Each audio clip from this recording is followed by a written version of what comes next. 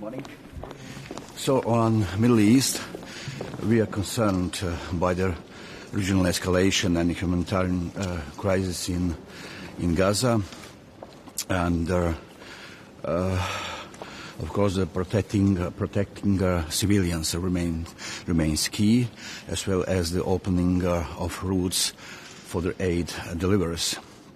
The economic situation there has a heavy impact on Egypt and the other countries of the region. We will also collectively express our condolences and dismay with regard to the news of the death of Mr. Navalny to Mrs. Navalnaya. Regarding Ukraine, I will once again stress the need to reach a quick agreement on Ukraine assistance facility, and I will also inform my colleagues that Croatia will sponsor an event on demining in Ukraine, in New York next week. Today we will also talk about Sahel, a very important region facing a lot of instability. Thank you so much. Bye-bye. Just one quick. Thank you so much, but so I'm sorry.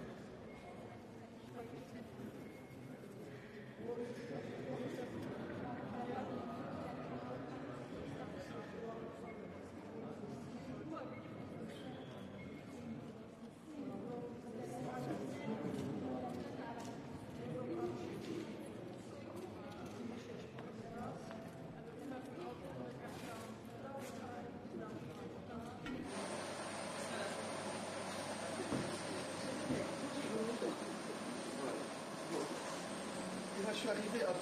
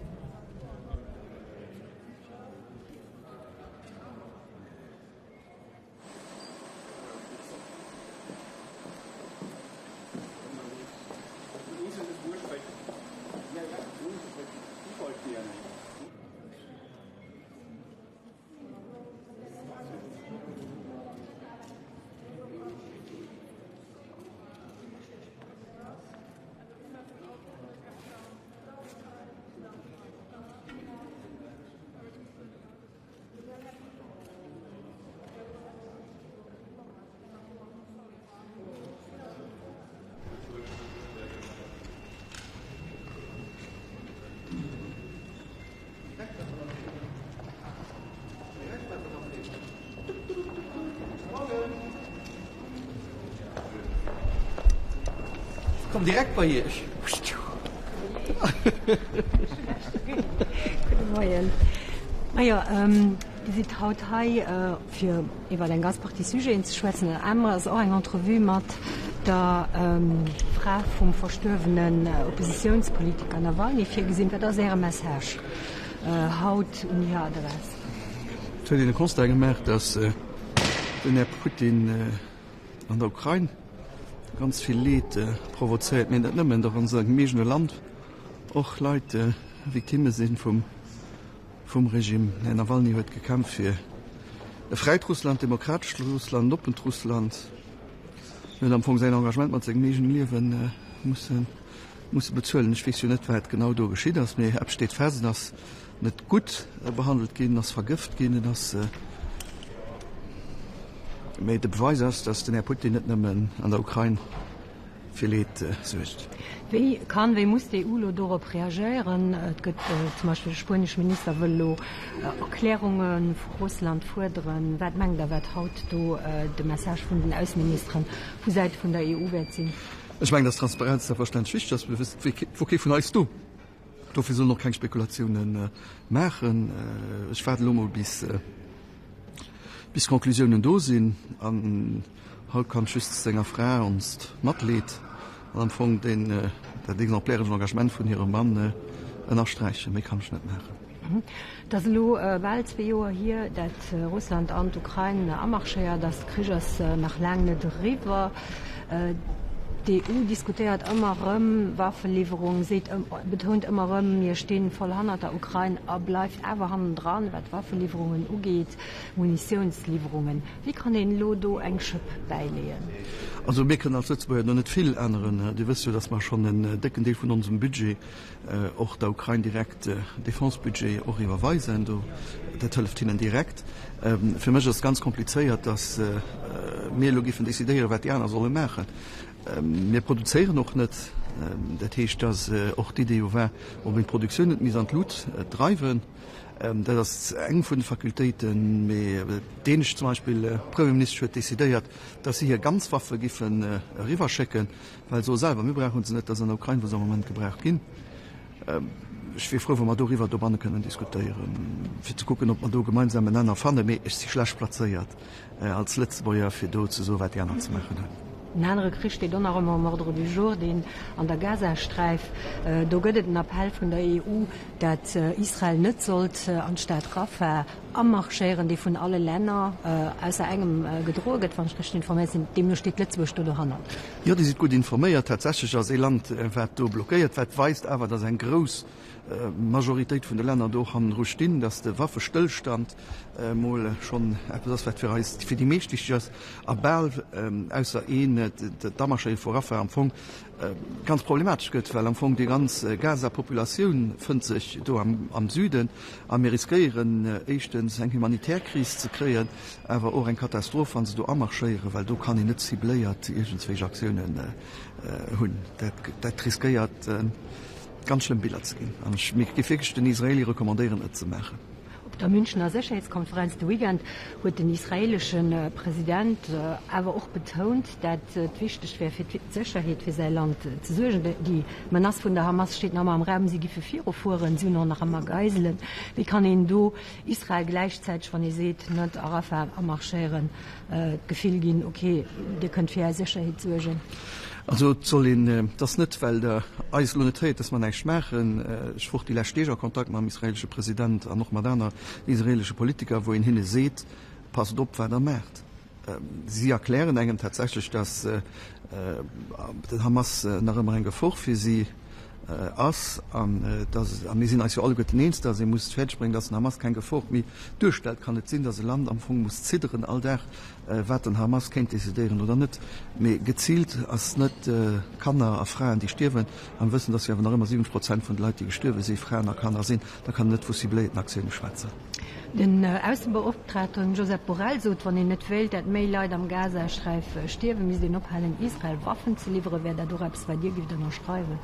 Israel hat auch recht auf Selbstdefense. Muss in der richtigen Equiliber finden. Ich war noch immer auf Kondemnation von palästinensischer Seite vis-à-vis von Hamas-Attacke vom 7. Oktober, die kommen auch nicht. Tatsächlich als Proportionalität, die muss gelten. Und da muss ich aber sagen, dass wenn am Rafah eine Aktion geschieht, dass dann Proportionalität am Mengen an wirklich nicht mehr wert können. Da sind das schon schwer, für so viel Mengen da noch immer von Selbstdefense zu schwätzen. Aber Israel hat auch Recht auf Protektion, soll ich nicht mengen, dass Israel kein Recht hat. Mit Réponse muss auch proportioniert sein. Just nach Engfro. Irland an Spanien, die haben eine Brief und Kommission geschrieben, der den en vue von den möglichen Verletzungen von internationalem Recht, von Menschenrechten, von Israel, misst das Assoziationsaufkommens mit Israel überdenken.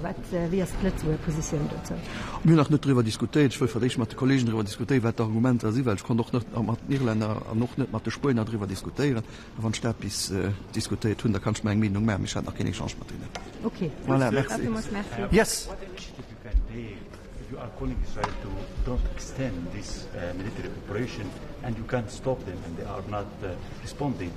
What initiative you can take to reduce the suffering of civilians and stop the extension of this military operation? So we have on the two sides. I had exchange also with Israeli politicians the last days. The fact is they still say that Hamas is still there and still strong and they want to get rid of the Hamas. So that's what they call self-defense. As I said already a few weeks ago, it's difficult to explain self-defense so long time after the attacks of the 7th of October. I told them that we still have the figures that over 70% of the people who are killed are women and children and are civilians, so we cannot speak about targeted measures. I don't do the megaphone politics so that I don't tweet or everything, but I'm still in contact every day with Israeli politicians, and I try to tell them that if they don't want to lose the last support they have in the world, they should avoid to do things that they would regret.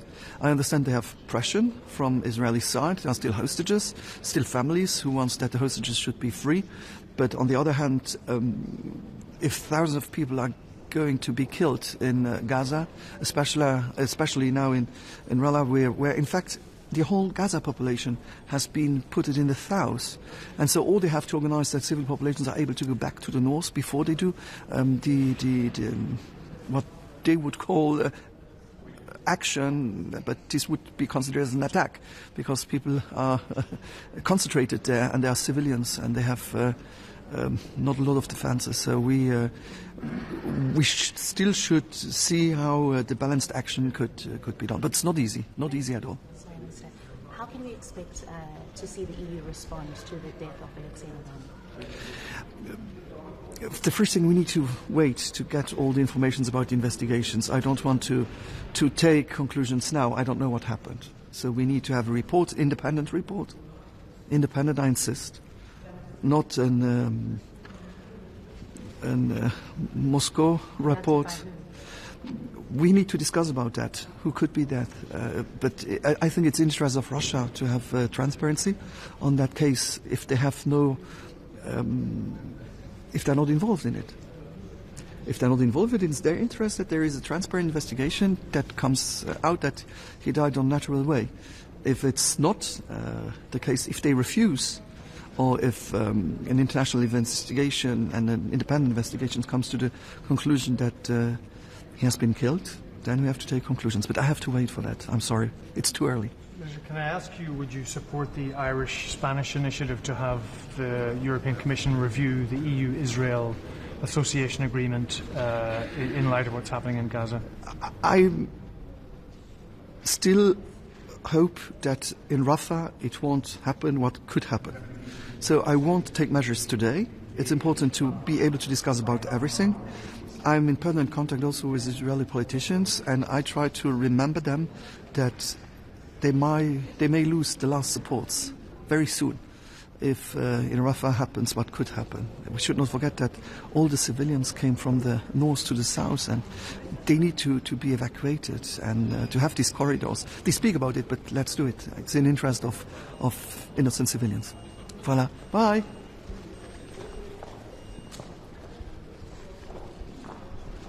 Bonjour, là c'est un conseil affaires étrangères important. Aujourd'hui, on aura 3 sessions de travail qui seront consacrées à la situation au Moyen-Orient, avec un focus sur la situation humanitaire.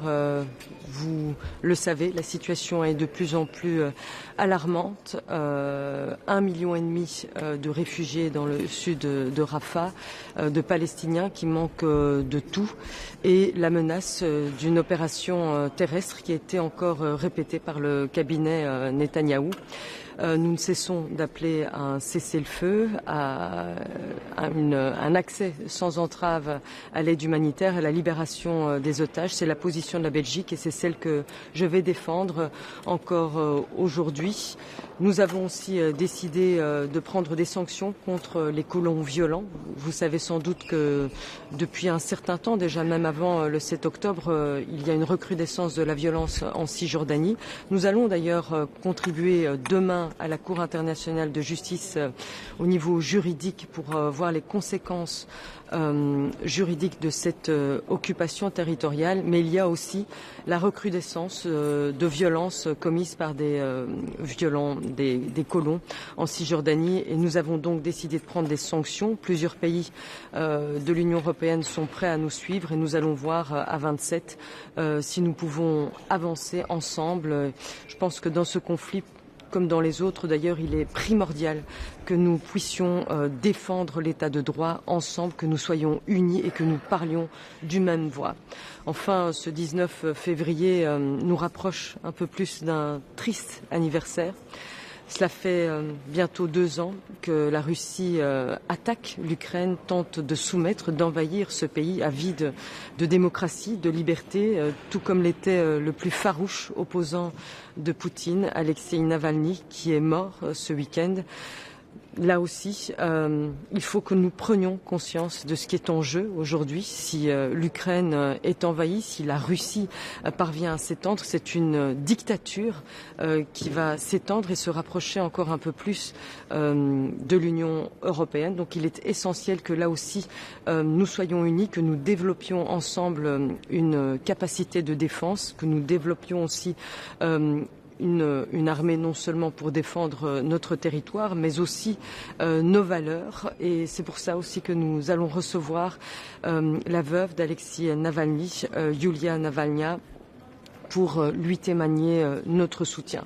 Et puis on va avoir tout de suite une rencontre avec Raphaël Grossi, le directeur de l'Agence internationale de l'énergie atomique, qui, vous le savez, s'est très investi personnellement sur la sécurité de la centrale nucléaire de Zaporizhzhia.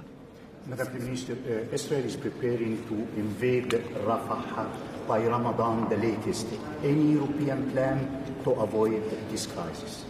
We have to avoid this crisis. This scenario will be a catastrophe for the whole region, also for Egypt, which has a border which is completely weakened also by the situation in Rafah. And we all know that there are 1.5 million Palestinians who have nowhere to go. And so we will plead once again for a ceasefire and for a humanitarian access, immediate and unhindered humanitarian access to Gaza. Qu'est-ce que vous pensez du fait que l'Allemagne essaye de faire passer ses donations sur la facilité européenne de paix? C'est en discussion. Nous sommes parvenus il y a le 2 février à avoir un accord de 50 milliards pour aider l'Ukraine sur le long terme, au niveau militaire, au niveau humanitaire, au niveau politique. On y est parvenu à 27 et j'espère qu'on va rester unis, là encore, pour aider l'Ukraine au niveau militaire. Je pense qu'il est évident que nous devons développer des capacités de défense unies, harmonieuses. Je ne vous rappellerai pas, c'est pas un plaisir de vous rappeler que nous dépensons, si on prend tous les pays rassemblés de l'Union européenne, 3 fois plus que ce que dépense la Russie en investissement dans son arsenal militaire. Et si nous ne parvenons pas à faire la différence sur le terrain, c'est parce que nous ne sommes pas compatibles. Et donc il faut aller dans ce sens-là plutôt que de jouer cavalier seul.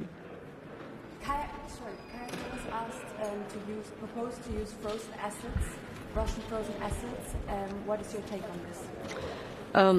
We have to consider the problem as a whole. It's a judicial problem. We have to be very careful because in this frozen asset there is also money that comes from Western's European enterprises and so on. So we have to take into account the political and economical and judicial consequences of these frozen assets. Le chancelier allemand ce week-end à Munich a dit qu'il fallait absolument donner plus. Vous en pensez quoi? Qu'il faut donner plus? À l'Ukraine en général. Oui, bien sûr. On voit que, voilà, sur le terrain, pour l'instant, l'Ukraine n'est pas en position de force. Et pour contraindre Vladimir Poutine à s'asseoir à la table des négociations, il faut l'affaiblir. Donc bien sûr, il faut aller plus loin dans notre aide, il faut aller plus loin dans les sanctions et dans la lutte contre le contournement de ces sanctions aussi. Merci. Merci. Minister, just one question. You have been in Munich yesterday. You met a lot of ministers. What initiative Belgium can have now? Recognition of Palestinian state? How you can stop this extension of the operation? We have the recognition of Palestine state in our governmental agreement. So it's something that we envisage with other states for the moment. We wait for the good moment. It's important for us to avoid any kind of recognition which will be only symbolic. I think that Palestinians need more than a symbolic recognition that will not make any difference in their reality, everyday reality, I mean. And so we are working on it and consider it. Thank you.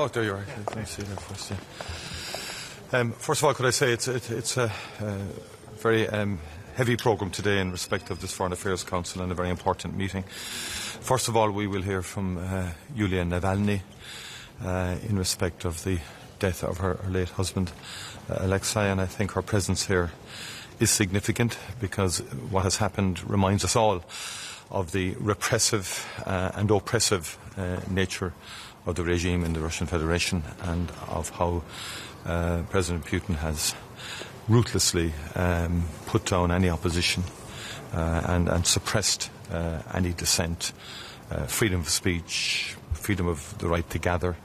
It is quite extraordinary to watch the scenes last evening on television where people merely putting flowers on the wall in sympathy are dissuaded, and there are people about trying to, if you like, eliminate any evidence of significant sympathy for Alexei Navalny in Russia itself, and then people being arrested for gathering to show their sympathy. But we at the European Foreign Affairs Council will do that today. We will empathise and sympathise very strongly with Yulia Navalny and her family, and show that there are alternatives to the type of regime that is currently operational in Russia. It's quite shocking when you stand back and just reflect on the degree to which the fundamental spirit of the human being is being suppressed in Russia, and that will lead on to our discussion on Russia's invasion of Ukraine, because that's what the people of Ukraine don't want. They know what freedom of speech is. They know what a better life is in terms of a life in a democracy. The last thing they want is to become part of the Russian Federation and to live under such circumstances as the Navalny family and many, many others have had to live under. And that is why we will have a presentation from Foreign Minister Kuleba today. It's the second, we're coming very close to the second anniversary of that invasion, and the necessity for Europe to make sure there are no more obstacles or roadblocks to providing the necessary aid and support to Ukraine that they need to prevent Russia from gaining ground, and to make sure also that they have certainty over the next number of years in respect of both their budgetary package and in respect of their capacity to defend. Is there much more, or is there anything more EU foreign ministers can do, or the EU can do, about the Navalny case, aside from expressing their condolences to his widow? I think we know that we have the greatest degree of sanctions against Russia in the history of EU-Russian Federation relations. We will be coming up to the 13th series of sanctions, if like a sanctions package, and that will have to go through, and we will have to keep the pressure on, and we have to make sure we don't in any way allow any of this slip into the into the background if things develop or evolve into the future. These are watershed moments in terms of democracy, in terms of the right to free speech, the right to a free assembly, and the very basic rights that we all aspire to. And all of this will colour the relationship, unfortunately, between the Russian Federation and the rest of the world for quite some time to come. Can I get your reaction to Israel's threat, Benjamin Netanyahu's threat to launch the offensive in Rafah before the start or at the start of Ramadan if Hamas does not release hostages? We are very clear that all hostages should be released, and it's unconscionable that they are being held for so long. We are also of the view that to invade Rafah or to launch an attack on Rafah would bring about a catastrophic humanitarian situation on top of what is already a dire humanitarian situation, and would be unconscionable. And it is Ireland's view, and I'll be arguing this very strongly at the meeting today, that we must do everything possible to put pressure on the Israeli government not to go into Rafah. I have had first-hand accounts from UN agencies, from UNRWA, as to the appalling situation there. Anybody who watched, again, news media outlets yesterday, international media outlets, are very clear of the incredible suffering, the immense suffering that families are going through. We've over 1.5 million people crowded into a very small corner of Gaza. They're weary. They're exhausted from moving from the north to the centre and on to the south of Gaza. They have nowhere else to go. There are thousands of children who have been without school for months. The trauma that they have gone through is extraordinary. How can anyone contemplate adding to that trauma? And that is beyond me. It is simply an inhumane act, and would be an inhumane act. the hostages should be released, and Hamas should lay down its arms. What Hamas is doing is absolutely unacceptable, and we've condemned Hamas's activities from the beginning. But the world is shocked, and the people on the ground and out in the streets are shocked at the level of inhumanity that's now happening within Gaza itself. And that is why I will also argue very strongly today for the European Commission to be certain and be clear about the restoration of funding to UNRWA. Anybody I've spoken to know that without UNRWA you simply cannot deliver an education system within Gaza, you cannot deliver a medical system, primary or community care within Gaza, and equally in terms of distribution of vital supplies. And that is the reality. Not only is UNRWA vital for humanitarian provisions in the immediate sense, but if we're serious about the aftermath, and many of us have been talking about the aftermath. I've just come from the Munich Security Conference where I met with Arab counterparts and some European, and everybody's talking about a ceasefire. Okay, what happens after the ceasefire? Any new government in Gaza, any new administration will require UNRWA to deliver the nuts and bolts of social services. It is the only organisation that has the reach and the bandwidth to do that. And that is why there has to be less fudging over this issue, and there has to be common sense and clarity brought to this issue, and I will certainly be articulating that today at the European Council. Minister, you were talking about pressure to the Israeli government to avoid invasion to Rafah. Which type of pressure you can put in the Israeli?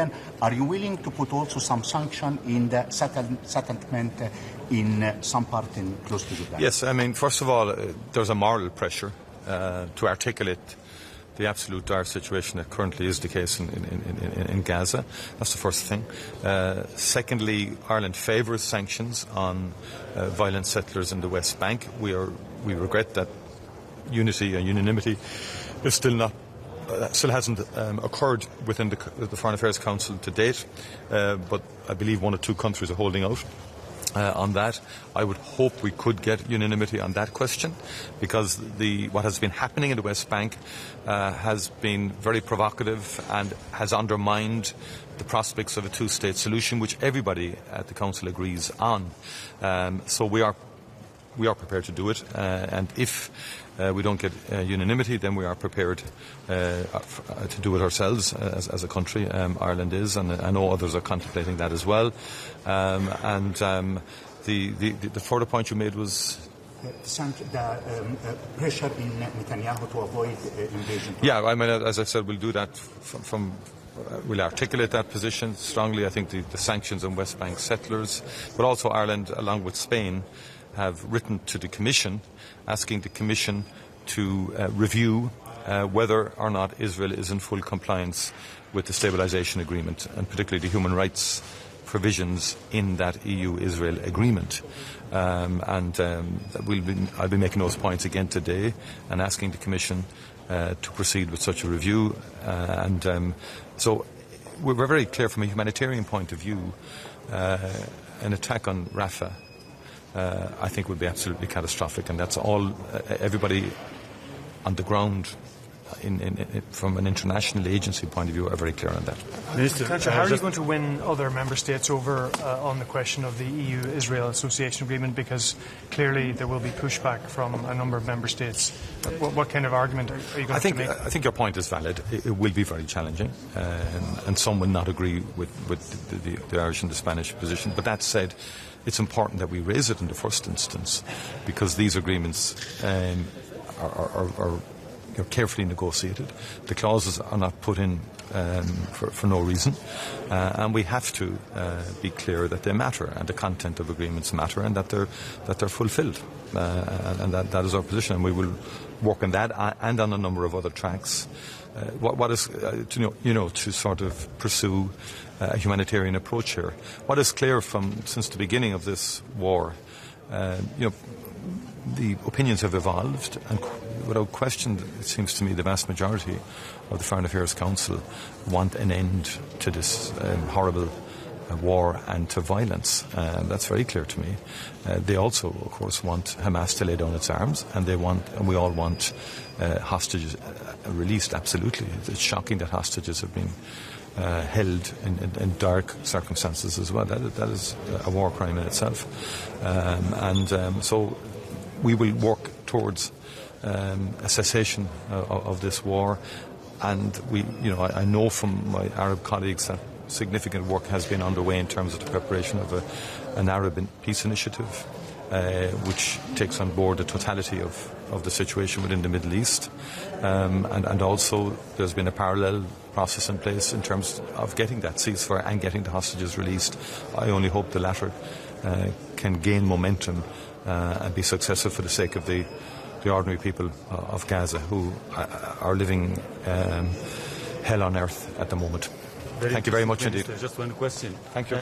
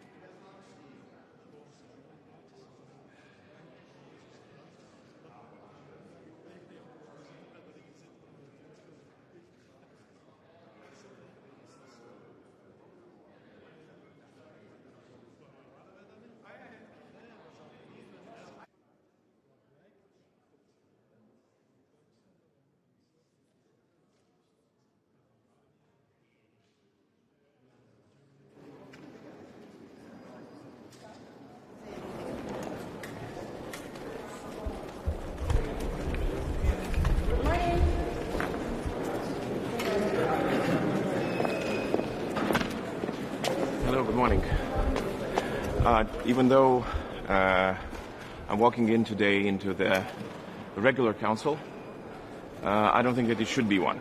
I think that we should admit that there's nothing regular about the situation in which Europe finds itself. And if we don't admit the fact, we might find ourselves in even worse circumstances. And first of all, obviously, I'm talking about Ukraine. We spent 2 years discussing, trying to figure out the way that we can help bit by bit Ukraine. But unfortunately, since we did not formulate a strategic goal for what we are trying to achieve, we are unable to declare that we're in this for the victory. This brought us to the situation which is not getting any better. And if we don't wake up to this new reality, if we don't put our heads together and find the solutions that would be new, creative, that would reform the battlefield, and unfortunately, I don't think that we will be listening to many good news in the future. That will be my main message here today. Germany said they don't want to give more to the EPF, this facility. What do you think about it? Well, I think it's very unfortunate. EPF was the only mechanism that Europe has been able to form. It was a successful one. And now when we're talking that Europe should be able or could be able to form a fund of 5 billion euros, when Germany alone is considering sending 7 billion euros. So for the 27 countries of Europe, 5 billion should be days' work, hours' work, to decide on things like that. But there is more to it. There is a principle of European unity, of the reason why we're here today, the 27 of us, why we make decisions together, why we seek for decisions that would make us closer and more stronger together. Of course, we can do things bilaterally, but it's way more difficult for a country like mine to support Ukraine bilaterally than be in the group of 27. Same was working with COVID, right? When we're purchasing vaccines. If Lithuania were alone to purchase something for our citizens, then we will still be waiting. The same goes for equipment that needs to be sent to Ukraine. So it is unfortunate that we're unable to find a solution. And I mean, we're in a completely technical stage, and there's nothing about this war that currently is technical. We need big decisions that would reform the way we think about this. And I wish I could tell you that I'm optimistic that we will be able to find it, but at least the message has to be sent that it's not okay the way it is. On frozen assets, Canada's proposed to use frozen assets to support Ukraine. What is your take on this? Well, this came from G7, right? So it's a recent conversation, which which we supported from the very beginning. Honestly, there are creative ways how to handle the risks that some of the countries see whenever taking and using the assets. But if we're stuck with our own money, then at least Russian money could be used. And I'm absolutely convinced that in this building and certain buildings out there are smart people who would offer solutions, legal ways how to handle it best. Minister, if things carry on the way they're going, with your pessimism, how realistic is the prospect for Ukraine? I mean, the one thing is that I have absolutely no doubt that Ukrainians are able to secure their victory. They've shown the courage, they've shown the will, they've shown the capacity and knowledge and competence, so many things that first of all, we did not believe that they have. And I don't think that many of us do have right now because, European countries, NATO countries have seen less of war than Ukrainians did. The problem is the equipment. The problem is the ammunition. They've been starved of ammunition for a very long time. Now the calculation is 6-1. That means that for every 6 rockets that the Russians are able to fire at Ukrainians fire back just 1. So it's a miracle that they are able to withstand so far.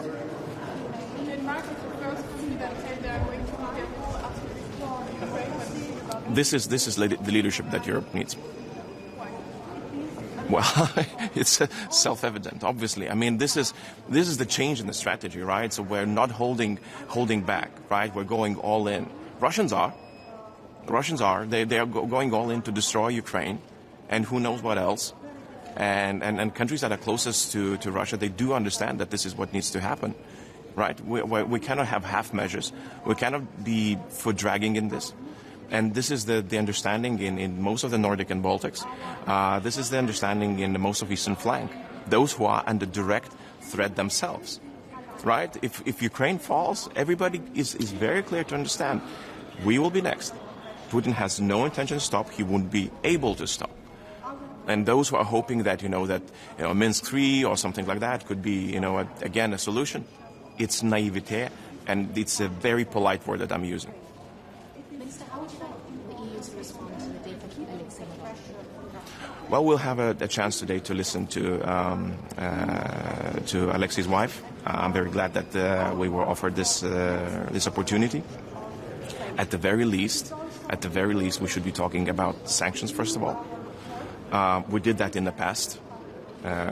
It's a horrible reminder that every time an opposition member is killed in Russia, Europe had sanction packages. Now, it's the very least that we could do, and then demand release of his body and a proper burial that his family and the people who trusted in him that they deserve. That's the very least that we can do. Thank you so much. Thank you. There are smart people who would offer solutions in a legal way. Good morning.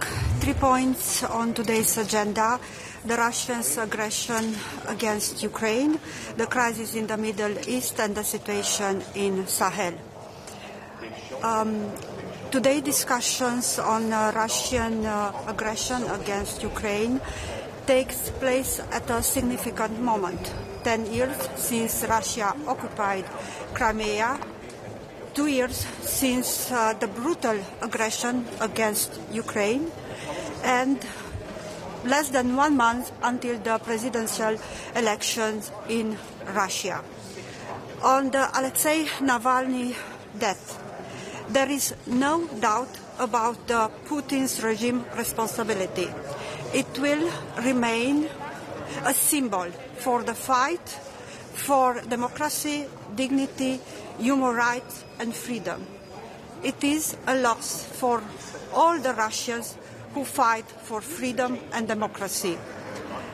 I welcome the presence today of his wife, Yulia Navalnaya, in a very, very difficult moment for her and her family.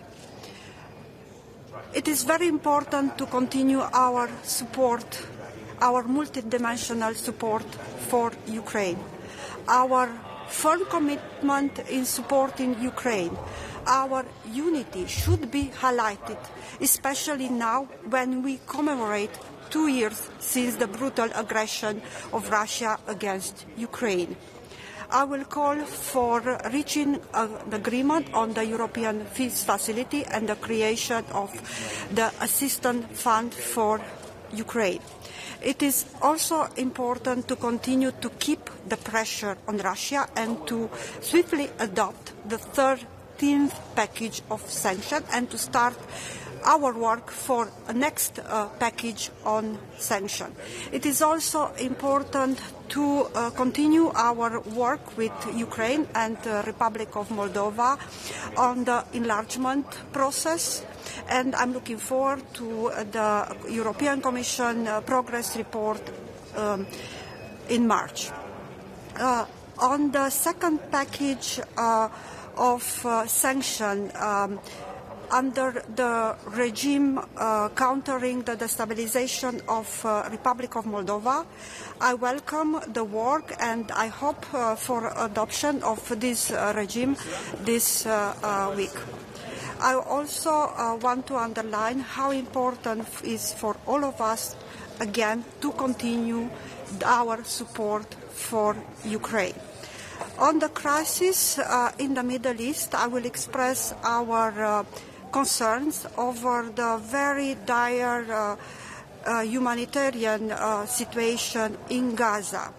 Civilians must be protected under the international humanitarian law, And Romanian government will continue to support and to provide humanitarian assistance for the civilian in Gaza. And humanitarian assistance should be allowed to enter Gaza.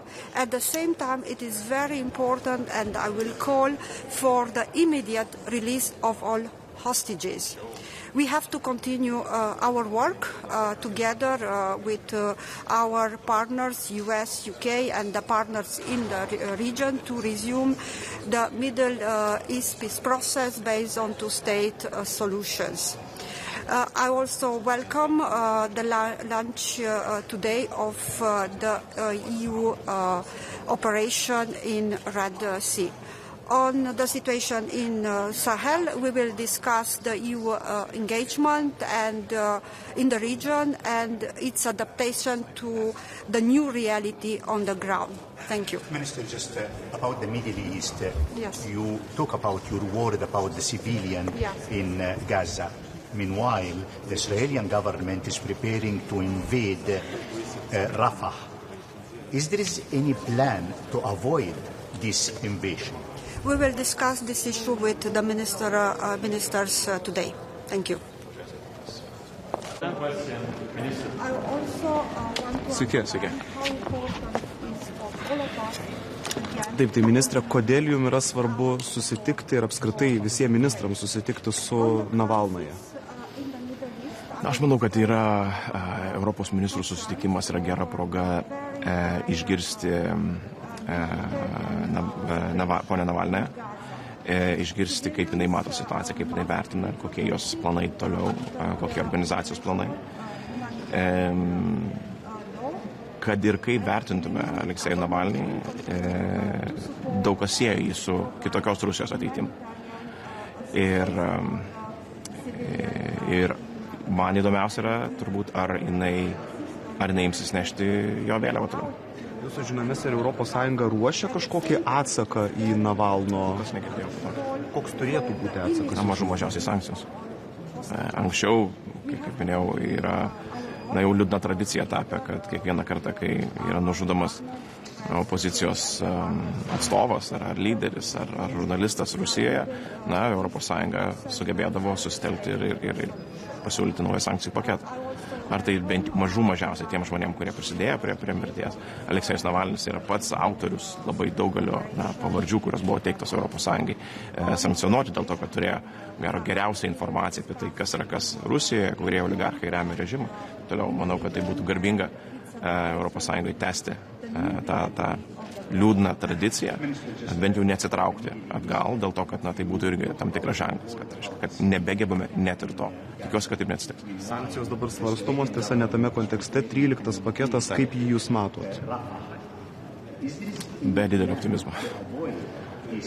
Pirmą kartą sankcionuojamos trečiųjų šalių kompanijos. Jos yra pasiūlytos.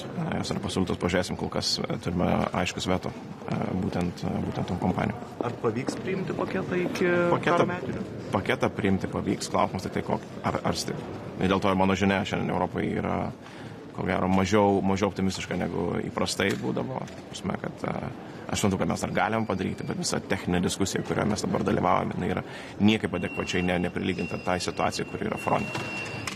Kuomet ukrainiečiai yra palikti be ginkluotės, be šaudmenų, ypatingai sunkioje situacijoje, sudėtingoje.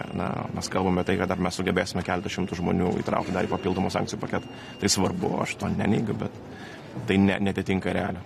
Europos komisijos pirmininkė Ursula von der Leyen šiandien turėtų paskelbti kandidatuojantį antrai kadencijai.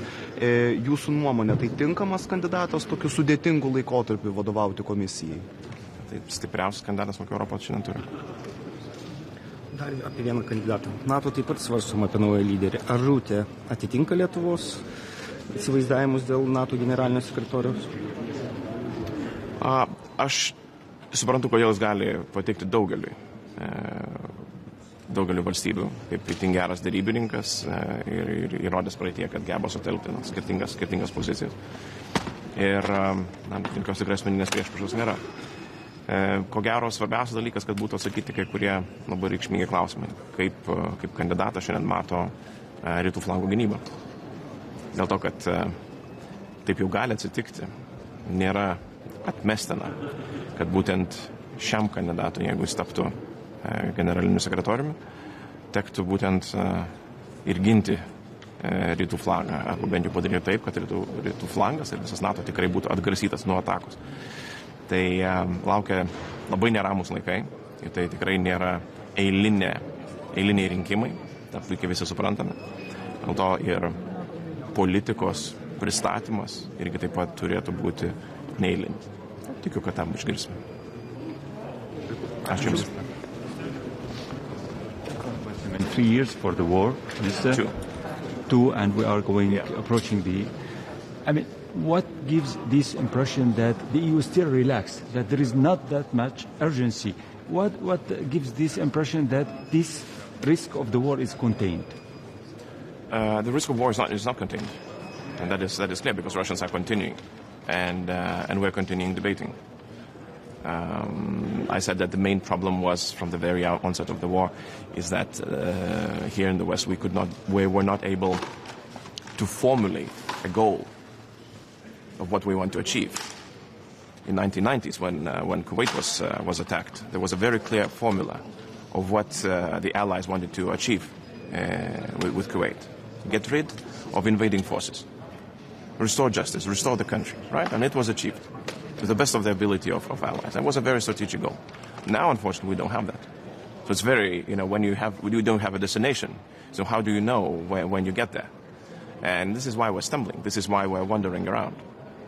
And therefore, Lithuania has been calling, let's take example of previous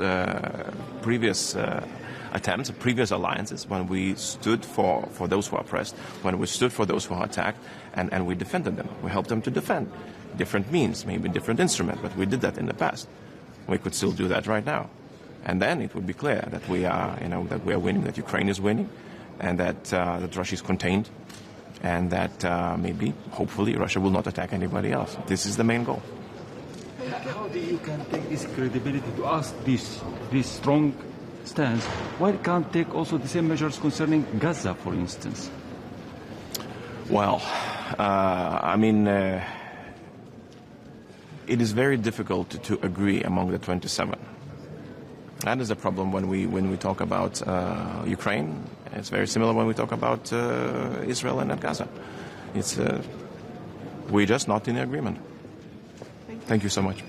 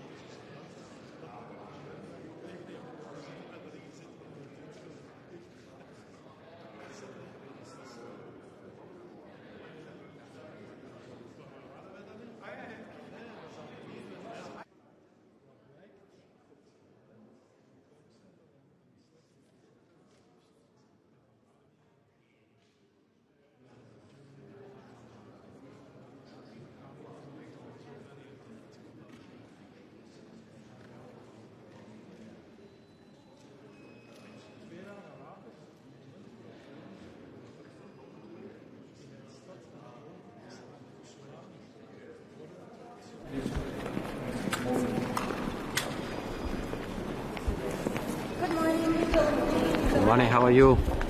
Did you have a good weekend? Yes. Good. Well, no. The sad news of the passing by of Navalny came to Munich, where the security conference was taking place.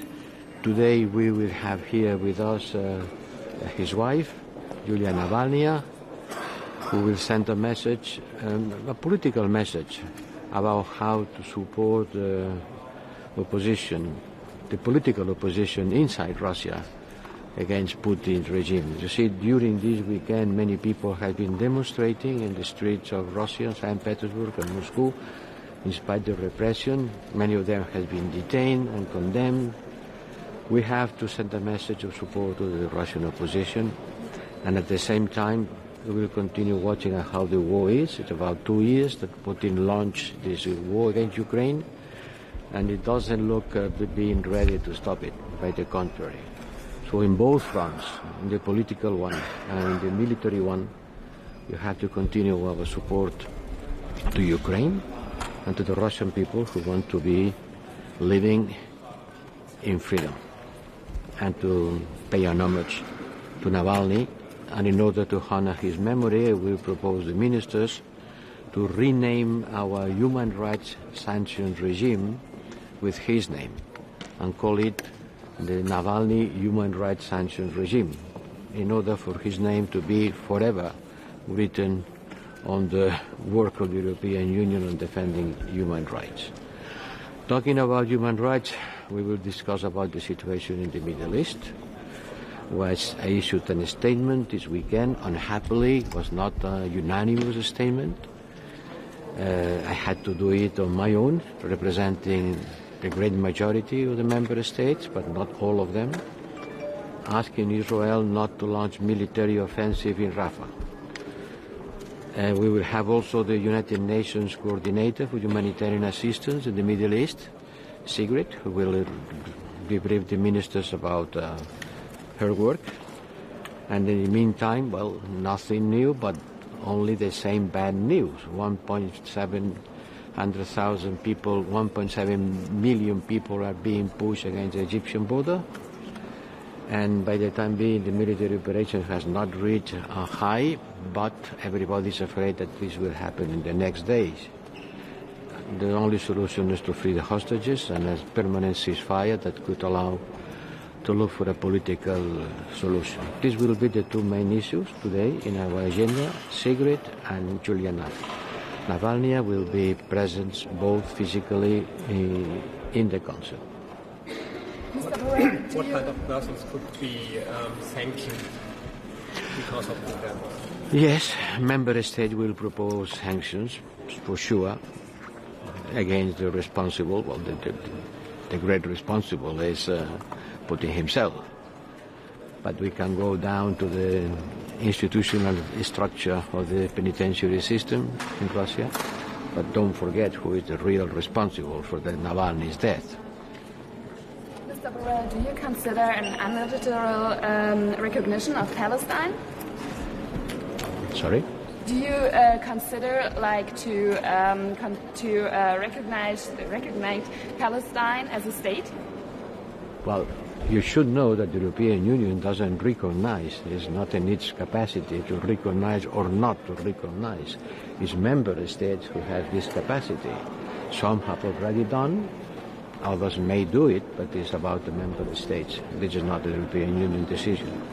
By the contrary, you know that 2 member states have requested to study and to assess if Israel is fulfilling or not its commitments from the point of view of human rights respect according with the association agreement. This is foreign policy. This is something that belongs to the foreign policy, and certainly we have to be involved in that, and the Council will have to decide on the basis of an assessment of the situation. Mr. Borrell, you said we have to stop talking, we have to take actions. What kind of action you can take on this crucial moment where nobody can stop Israel from extending this operation? The only solution is to free the hostages. You cannot expect the military operation to stop if the hostages continue being detained. So an agreement has to be reached, and I encourage all parties, and in particular, I want to thank the great work done by Qatar in order to look for a solution that has to start with an agreement about to free the hostages, and immediately after, or at the same time, a cessation of hostilities. This is the political work that we can do, to put political pressure and to insist on the need to free the hostages. I don't see any other step that can be taken without it. But at the same time, we have to continue putting pressure on Israel to make them understand that there are so many people in the streets of Rafah that if they launch an attack, a military attack, it will be impossible to avoid civilian casualties, which they are already unbearable, and they will still increase. And this certainly will be against the respect to humanitarian law. That's our message, our strong message. I said that many times. And yesterday I issued a statement. I wanted the 27 be behind it, and I was almost there. But not everybody was there. Mr. High your main message to Georgia before you Georgia Council Georgia, tomorrow, nothing new. you will meet our new Prime Minister. Out. You will meet tomorrow our new Prime Minister. Yes, we'll meet the Prime Minister, new Prime Minister. Your main message? To encourage Georgia to continue working on the European path. They are doing well. They are doing well, and there is a strong support from the Georgian society. This is a good occasion for Georgia. The invasion of Rafah is clearly coming by Ramadan. Any European plan to avoid a new huge crisis in not only in Palestine but even in Egypt? We have been warning about the situation, not only in Gaza but on the West Bank. Yesterday in Munich everybody was talking about the war in Gaza. Yes, we have to talk about the war in Gaza, but don't forget what's happening in the West Bank, where the violence against the shelters continue. I am proposing member states to take actions to sanction the violent shelters, which are taking what we can do terrorist action against the Palestinian people in the West Bank. And we are still not there. They are still not there. I don't still have the agreement of all member states, but I will continue pushing, because if we want to keep our credibility, we have to denounce what's happening in the West Bank. West Bank is boiling, and if they don't let people to go to the mosques during the festivities, during the Ramadan, the situation could become still worse. So let's see what the ministers have to say today about it. estudiado ya la iniciativa de España e Irlanda de revisar el Consejo. Pero ¿cómo vamos a haberla estudiado si ha llegado hace 2 días? Por favor. ¿Un calendario de cuándo va a pasar?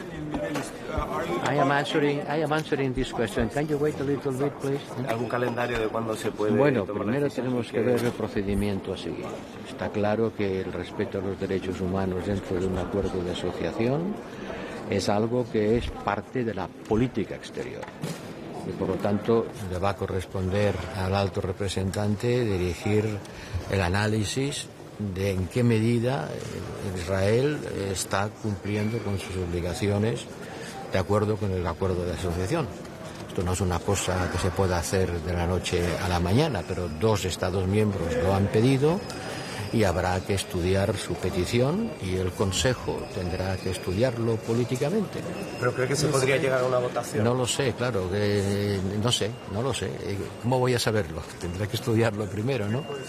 Regarding the situation in the Middle East, are you involved in any conversation with Iran? Regarding the situation in the Middle East, are you involved in any conversation in dialogue with Iran? I'm talking a lot with Iran about the nuclear deal, but unhappily this deal by the time being is stalled. So I am personally not involved in any conversation with Iran. Señor Borrell, ¿hay más margen después de 13 años?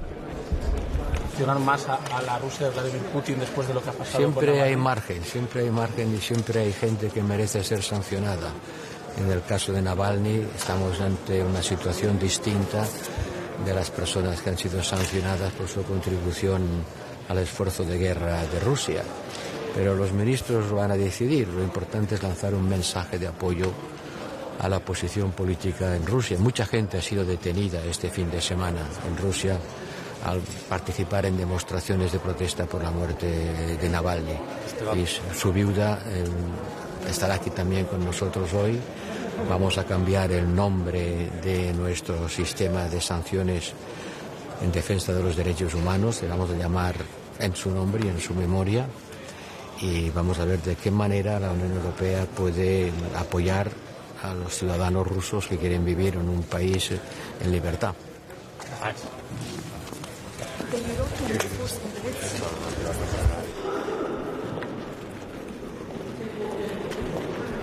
Guten Morgen. Guten Morgen.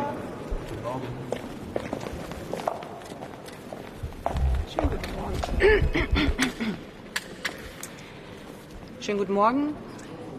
Der brutale russische Angriffskrieg vor 2 Jahren hat Europa aus einem sicherheitspolitischen Tiefschlaf gerissen. Wir sind vor 2 Jahren in einer anderen Welt aufgewacht. In einer Welt, wo der russische Präsident mit brutalster Gewalt die Ukraine, ein souveränes, freies Land, zu einer russischen Provinz machen wollte. Das Gegenteil hat er erreicht. Die Ukraine steht nicht nur 2 Jahre später weiter für Freiheit, für Demokratie, sondern ist mehr denn je auf dem Weg in die Europäische Union. Wir haben das in den letzten 2 Jahren durch unterschiedliche sicherheitspolitische Maßnahmen untermauert, durch die klare Ansage, wir werden an der Seite der Ukraine stehen, solange sie uns braucht. Wir werden die Ukraine, ihre Freiheit, die Freiheit der Menschen in der Ukraine verteidigen, solange sie uns brauchen. Das haben wir mit unserem Sicherheitspaket jetzt noch einmal unterstrichen, mit unseren Sicherheitsvereinbarungen zwischen der Ukraine und der Bundesrepublik Deutschland, indem wir deutlich machen, dass unsere Unterstützung nicht nur mittlerweile die größte in der Europäischen Union ist mit Blick auf das Recht auf Selbstverteidigung, sondern unser Einstehen und Beistehen für die Ukraine vor allen Dingen auch die wirtschaftliche Unterstützung betrifft, nicht nur mit Blick auf die Wiederaufbaukonferenz im Juni diesen Jahres in Berlin, sondern mit den vielen wirtschaftlichen Investitionen, die wir gerade in den letzten 2 Jahren auch von deutscher Seite gesehen haben. Zugleich die unglaubliche humanitäre Hilfe aus ganz Europa, von der ganzen Welt, womit die ganze Welt deutlich macht, die Mehrheit der Menschen auf dieser Welt ist nicht nur in einer Situation, wo es um die Frage geht, ob man auf Seiten des Angreifers oder des Opfers steht, klar positioniert, sondern dieser Krieg, der richtet sich gegen die Zivilgesellschaft in der Ukraine. Und deswegen stehen wir insbesondere auch den mutigen Frauen und Männern, den vielen, vielen Kindern bei, die seit 2 Jahren nicht normal zur Schule gehen können, die seit 2 Jahren aus ihrem Land vertrieben sind, die seit 2 Jahren tagtäglich mit der Angst aufwachen, ob sie morgen noch leben. Für uns ist daher ebenso zentral, dass wir die Sanktionspakete weiter und weiter auf den Weg bringen. Wir sind jetzt dabei, ein 13. Sanktionspaket zu verabschieden, insbesondere mit Blick auf die Frage von Drohnen.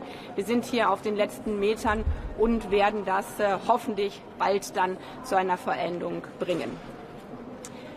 Mit der Brutalität, mit der der russische Präsident gegen die Freiheit der Ukraine vorgeht, geht er auch gegen die Freiheit seines eigenen Landes vor. Das haben wir nicht nur in den letzten 2 Jahren auf brutalste Art und Weise gesehen, wo Demonstrationen aufgelöst wurden, alte Frauen brutalst verhaftet wurden, Kinder plötzlich aus Schulen verschwunden sind, weil sie das Wort Krieg in den Mund genommen haben, sondern das erleben die Menschen, die mutigen Oppositionellen, aber auch die ganz normalen, in Anführungszeichen, Menschen seit Jahren und erst recht in den letzten 2 Jahren. Diese Brutalität gegen die Freiheit in Russland, die musste jetzt Alexei Nawalny mit seinem Leben bezahlen. Wir stehen nicht nur in Gedanken bei seiner Familie, bei den vielen, vielen mutigen Menschen um Alexei Nawalny herum, die für die Freiheit in Russland eintreten, sondern wir werden heute auch mit Julia Nawalny hier vor Ort in Brüssel sprechen. Denn der Geist der Freiheit, der lässt sich niemals für immer zum Schweigen bringen. Daher ist für uns heute hier auch so wichtig, dass wir deutlich machen, Alexei Nawalny war einer der sichtbarsten Oppositionellen, der mutig für diese Freiheit einstand. Aber es sind viele, viele weitere, die wegen ihrem Eintreten für die Freiheit in Russland, für die Menschen in Russland, in Gefängnissen auf brutalste Art und Weise festgehalten werden. Auch bei ihnen sind wir am heutigen Tag, wenn wir heute hier vor Ort mit der Frau von Alexei Nawalny sprechen, und sind es auch in den weiteren Monaten. Zugleich beschäftigt uns natürlich hier nach wie vor die Lage im Nahen Osten. Wir sehen auch hier, dass wir alles dafür tun müssen, dass die Menschen, Kinder, Mütter, alte Menschen in Gaza besser geschützt werden, dass Lebensmittel zu ihnen kommen und zugleich diejenigen, die als Geiseln gefangen gehalten werden, endlich aus dieser brutalen Hamas-Gewalt befreit werden. Deswegen ist eine humanitäre Feuerpause essentiell, um die über 100 Geiseln endlich frei zu bekommen, darunter nach wie vor deutsche Staatsangehörige. Essentiell, um das unglaubliche Leiden von den vielen, vielen Menschen in Gaza zu lindern, in denen endlich die humanitäre Hilfe nach Gaza reinkommt, die es so dringend braucht. Auch dort werden wir weiter Druck machen, Druck auch hier mit einem Sanktionspaket gegen die Hamas. Wir haben das als deutsche Bundesregierung hier mit in Brüssel angestoßen, wollen auch das rasch möglich auf den Weg bringen und zugleich alles dafür tun, dass die Gewalt in der Region nicht weiter sich ausbreitet, gerade auch mit Blick auf das Westjordanland. Auch hier sehen wir, dass die Spannungen immer stärker werden. Ich habe deswegen öfter deutlich gemacht, dass gerade das Vorgehen von extremistischen Siedlern nicht kommentarlos stehen bleiben darf, nicht kommentarlos von der israelischen Regierung, die dafür Verantwortung trägt, das strafrechtlich zu verfolgen, aber auch nicht kommentarlos von unserer Seite. Und deswegen ist es mir wichtig, dass wir auch hier an den Sanktionsmaßnahmen arbeiten, um extremistischen Siedlern deutlich zu machen, das ist ein klarer Rechtsbruch und wir als Europäische Union werden den nicht unkommentiert stehen lassen. Frau Ministerin, wie gefährlich ist der Militäreinsatz im Roten Meer, der heute gestartet werden soll für die deutschen Soldatinnen und Soldaten? Was ist Ihre Botschaft an diejenigen, die da wahrscheinlich in den nächsten Tagen ins Rote Meer aufbrechen werden? Und eine zweite Frage ganz kurz. Aus Ihrer Sicht sollte es eine Reaktion der EU auf den Tod Nawalnys geben? Können das Sanktionen sein? Was ist da vorstellbar? Wir haben gesehen, dass mit Blick auf die Angriffe der Houthis auf die zivile Seefahrt die ganze Weltwirtschaft getroffen wird. Es sind nicht nur europäische Schiffe, die dort im Roten Meer immer wieder von Houthi-Raketen gefährdet werden, sondern es betrifft die ganze internationale Schifffahrt. Schiffe aus Asien, Schiffe aus Afrika, und es betrifft insbesondere auch die Golfstaaten, weil ihre Häfen nicht mehr angefahren werden können. Deswegen ist es für uns wichtig, dass wir als Europäische Union einen Beitrag zum Schutz der zivilen Schifffahrt im Roten Meer leisten, mit der Aspides-Mission, die wir auch heute hier final beschließen. Es war mir wichtig, dass wir diese Mission auf den Weg bringen, weil sie einen Schutz unserer eigenen Seefahrt bedeutet, aber vor allen Dingen deutlich macht, dass wir als internationale Gemeinschaft bei Angriffen, Terrorangriffen auf die Freiheit der Seewege gemeinsam zusammenstehen. Deswegen ist diese Mission wichtig. Wie bei jeder Schutzmission ist es eine Militärmission, weswegen wir die auch mandatieren.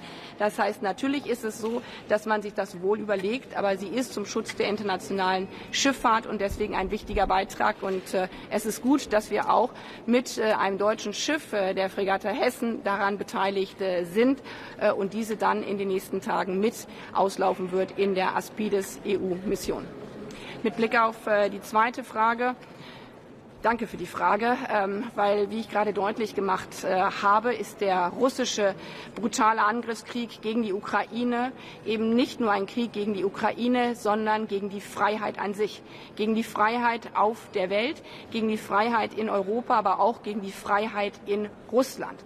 Und das haben wir nicht nur vor dem 24. Februar, vor 2 Jahren, ja bereits in Russland gesehen, mit welcher brutalen Gewalt der russische Präsident seine eigenen Staatsbürger unterdrückt, die für Freiheit auf die Straße gehen, die für die Freiheit bei Wahlen antreten wollen, die für die Freiheit in Zeitungen oder Newsportalen schreiben wollen.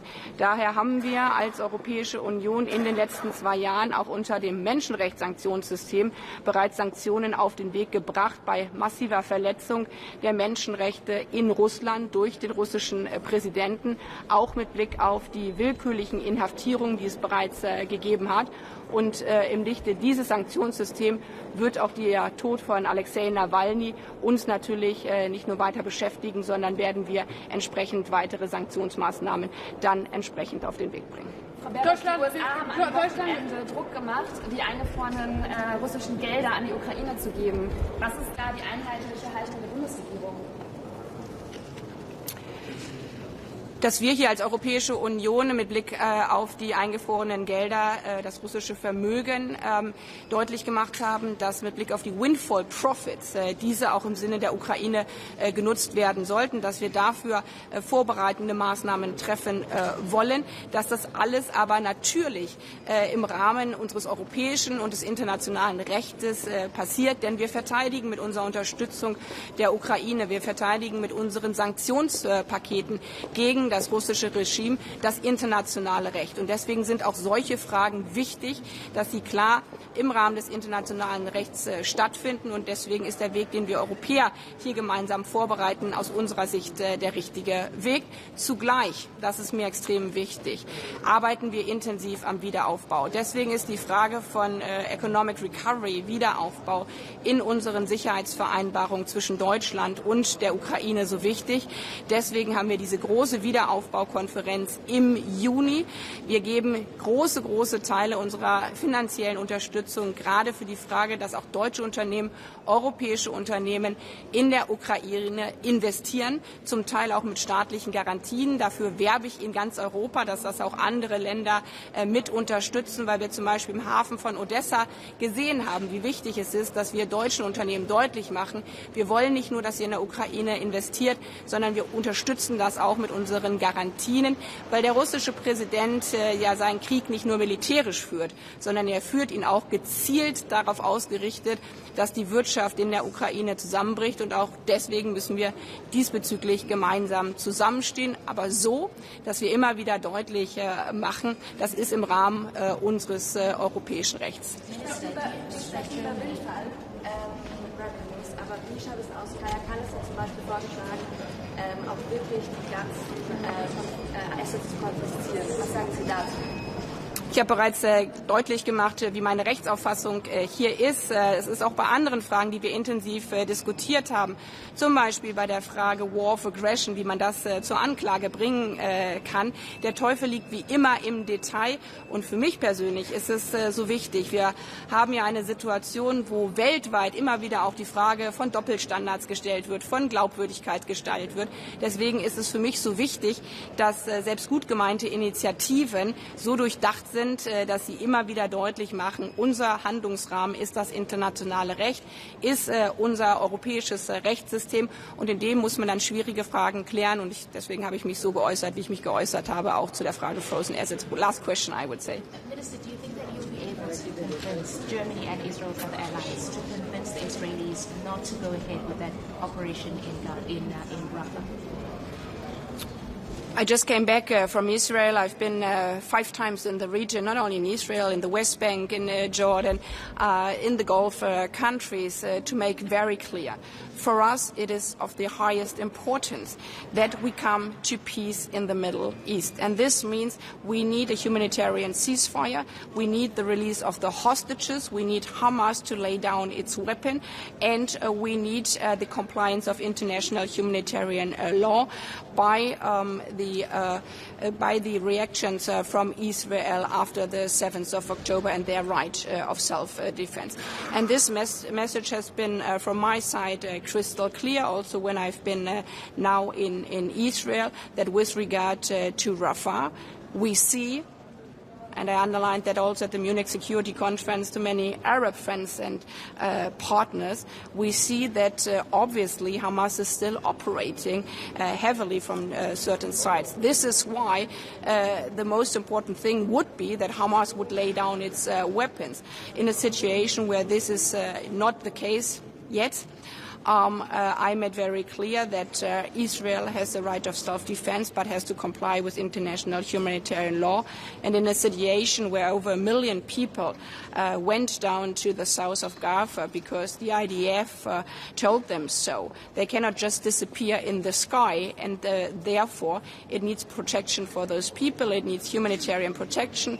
The people have to go home, should be allowed to go back home in the north, and for all of that we need a humanitarian ceasefire, and this is what we are heavily working on. Thank you very much.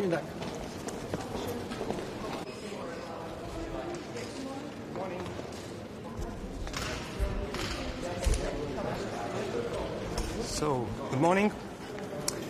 First, about Navalny. So, Putin is a murderer. Putin has murdered one person who fought for freedom, for democracy, and this is exactly why we have to keep going. I've been asked many times as well now during the last couple of days that what will be our response. But the best response, the most clear response would be that if we finally do our job. We have to support Ukraine. We have to give support to Ukraine by military ways, by political ways. We have to give Ukraine this 1 million round of ammunition that the EU actually has promised a year ago for this March.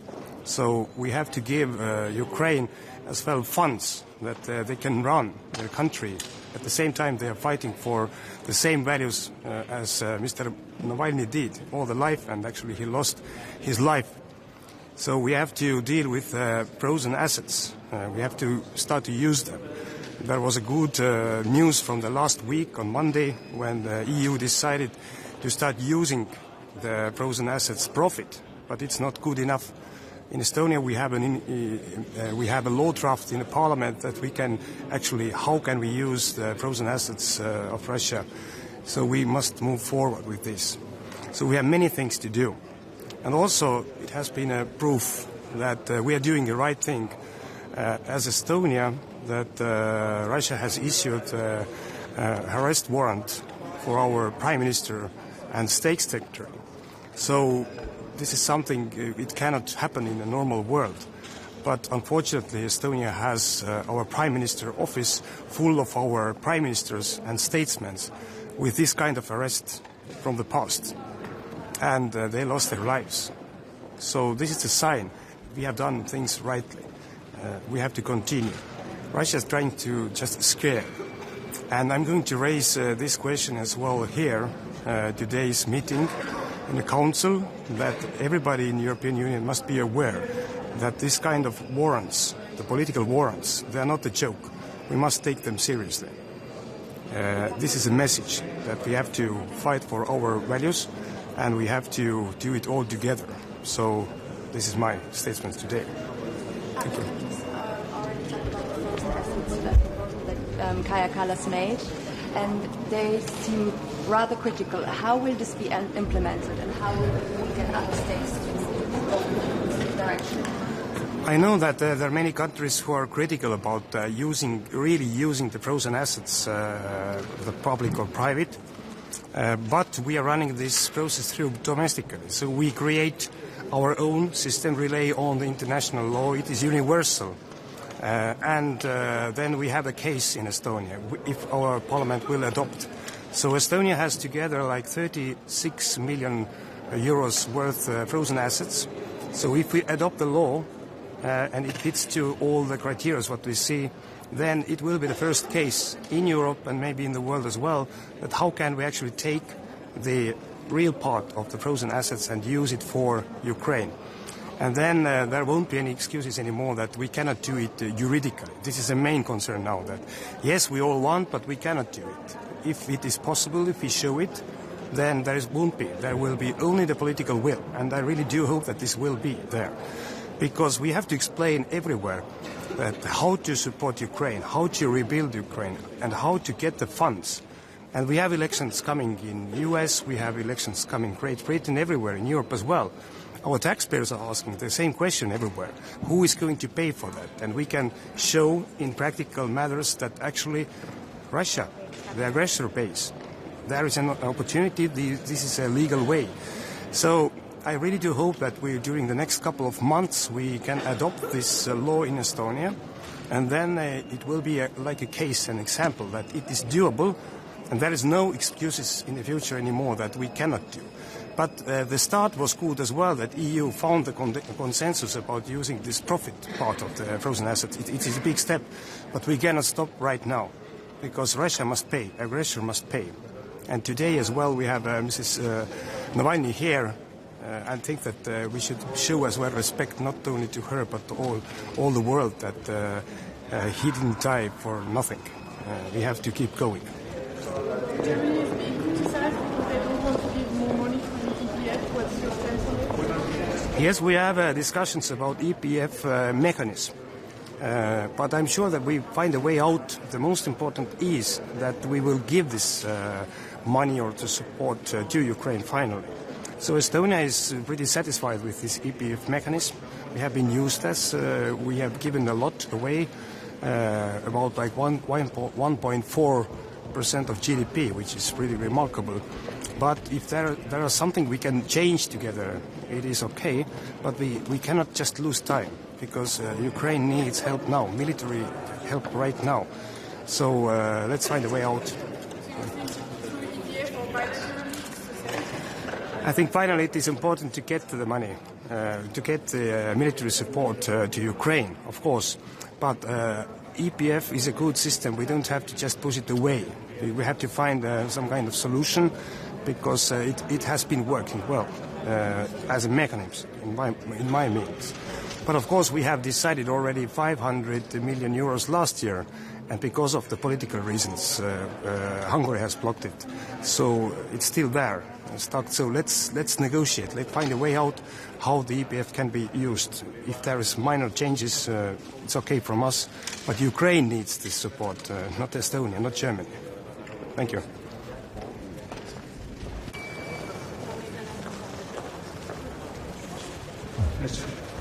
Good morning. Good morning. Dobrý den, dobré ráno, dobrý den. Dobrý den, tak se tady nějak poskládáme. Tak. Můžeme začít otázkami? Určitě. Tak asi všechno zastíní smrt ruského opozičního vůdce Alexeje Navalného. Vy se dnes máte setkat s paní Navalnou. Jaký je smysl její přítomnosti tady a co v reakci na tu smrt Alexeje Navalného můžeme očekávat? Je to velký výraz symbolické podpory a uznání pro Julii Navalnou, odchod jejího manžela, tragická smrt. Pravděpodobně všechno nasvědčuje tomu, že to je prachobyčejná politická vražda a že Putin má krev na rukou. Opět. Bohužel nic překvapivého v totalitním státě, kterým se Rusko za poslední roky definitivně stalo.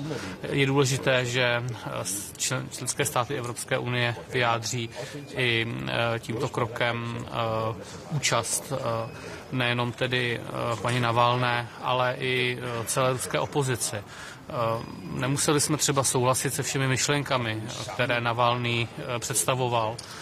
Nicméně ten samotný fakt, že se dokázal postavit ruskému režimu, ruské kleptokracii, protože on hodně a zajímavým způsobem mluvil o tom, jak třeba Putin hromadí majetek, jaké si vystavil sídlo, tak je důležité, abychom si připomněli i tyto základní hodnoty. Můžeme čekat nějakou společnou akci od 27. V minulosti třeba za perzekuci Navalného přijímala sankce vůči Rusku. Dá se čekat nějaká další vlna? Já myslím, že určitě minimálně naše pozice česká je, aby se tomu Unie společně postavila. Uvidíme, jaké padnou návrhy, ale já nerad sankce komentuji dopředu. Pane ministře, šéf unijní diplomacie hovořil o tom, že na dnešním zasedání vyjádříte podporu bojovníkům za svobodu. Možná na české úrovni nestálo by zmírnit opatření, pokud jde o vydávání víz Bělorusům a Rusům. My to vydáváme z humanitárních důvodů a objevily se kritika, že někteří na to nedosáhnou, ty, kteří by se měli dostat ven z těchto zemí. Vydáváme jak z humanitárních důvodů, tak ale i z politických důvodů. Na to je dokonce speciální program Občanská společnost. Já si myslím, že v tuto chvíli ten systém máme nastavený dobře. ministře, můžete vysvětlit, rád se ptala na sankce proti násilným židovským osadníkům. Z jakého důvodu je Česko mezi těmi státy, které přijetí těchto sankcí blokují nebo brzdí? Určitě bych chtěl popřít, že jsme mezi zeměmi, které to blokují, ale poměrně otevřeně jsme vysvětlili, že není dobrým politickým signálem, aby teroristé, kteří páchají teroristické útoky, byli víceméně ve stejném balíku společně s osobami, které páchají extrémně politicky motivované, ale rozhodně akty, které se nedají žádným způsobem přirovnat k terorismu jako takovému. Což prostě v tuto chvíli to určitý moment běželo v rámci Unie společně a to my jsme usilovali o to, aby se rozdělilo a nebyli jsme jedinou zemí, bylo nás tam více a to si myslím, že se daří prosadit. Takže rozhodně to není, že by Česko něco blokovalo. A jakým způsobem to tady byste rád oddělil? Přicházel by tady v úvahu na jednom jednání ministrů zahraničí schválit sankce proti Hamásu a následně proti... Ta debata ještě nedoběhla, bude to jedna z debat, kterou dneska také budeme mít, tak jsem zvědavý, k čemu jdeme. A budete třeba navrhovat, co jako zástupce země, která s tím má, jedna ze zemí, která s tím má největší problémy? Já bych neřekl, že s tím máme problémy. My jsme prostě jenom postavili požadavek, že ty věci nemají jít ruku v ruce, aby jsme nevyslali politickou zprávu o tom, že leží rovnítko mezi politickými extrémisty a já nijak neuznávám akty, které extrémističtí židovští osadníci dělají na západním břehu. Rozhodně ne. A myslím si, že každý, kdo se podívá na to, co to je za lidi a co třeba říkají, tak to prostě dává smysl. A konec konců víme, že třeba Spojené státy na podobný okruh osob už sankce uvalily. Nicméně to, co provedli teroristé z Hamasu, je prostě úplně řádově někde jinde a dávat mezi to rovnítko by byla velká chyba. Takže to byla tahle... Jak to tady organizačně udělat? Říkáte, jak ne, tak jak to tady udělat? Já se přiznám, že ten detail je hlavně, aby to politické vyznění, teda takhle ten detail vám teďka neřeknu. Určitě o tom povedeme i debatu, ono to běží v různých pracovních skupinách. Nemá smysl se tím úplně asi ani veřejně jakoby zaobírat, ale podstatné pro Česko je, aby tam prostě to rovnítko nebylo a nejenom pro Česko, rozhodně jsme tam nestáli sami a uvidíme teda, kam se dneska posuneme. Pane ministře, ještě sankce vůči Rusku, 13. balíček teď finišuje. Ten náš požadavek na nevydávání víz ruským diplomatům se tam zatím nedostal. Vidíte optimisticky, že by se mohl dostat do některého z dalších balíčků?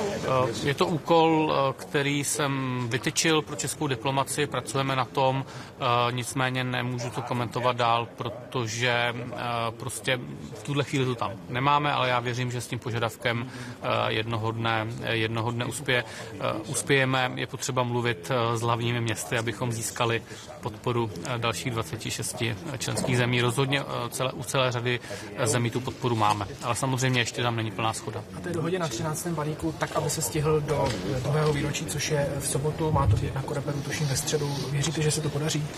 Já se přiznám, že neznám detail toho, jestli tam některý ze členských států ještě nemá nějaké své problematické momenty. Uvidíme, co zazní dneska, až půjde to kolečko okolo, jakým způsobem budou země reagovat. Já bych si přál, aby jsme ten 13. balík měli a pak můžeme třeba mluvit o těch dalších. Ta salámová metoda, tedy opačné krájení toho salámu, kdy se přidává postupně do těch sankcí, se nám za ty 2 roky osvědčila, je potřeba v tom pokračovat. English question? Yeah. Yes, of course. Go on. Sorry. Sorry, I can't hear you. Czech Republic has announced president. Yes. Will be able to provide around 800,000 grenades yes. to Ukraine. Can you specify a little more where those grenades might come from, and will the countries out of the European Union out of it? So I can provide any more details, but basically, let's say it is from the global market, and yes, we need to find financial resources for such operation, and definitely Ukraine urgently needs ammunition. So let's understand it as a call on international community, on European countries to be very effective and flexible in finding a way how to procure this ammunition which Ukraine urgently needs to defend from Russia. Do you expect resistance from countries like France? The question is if this is currently the EU question. European doesn't necessarily mean the EU, if you take my words precisely. So let's find the most effective ways to procure this ammunition. Thank you very much.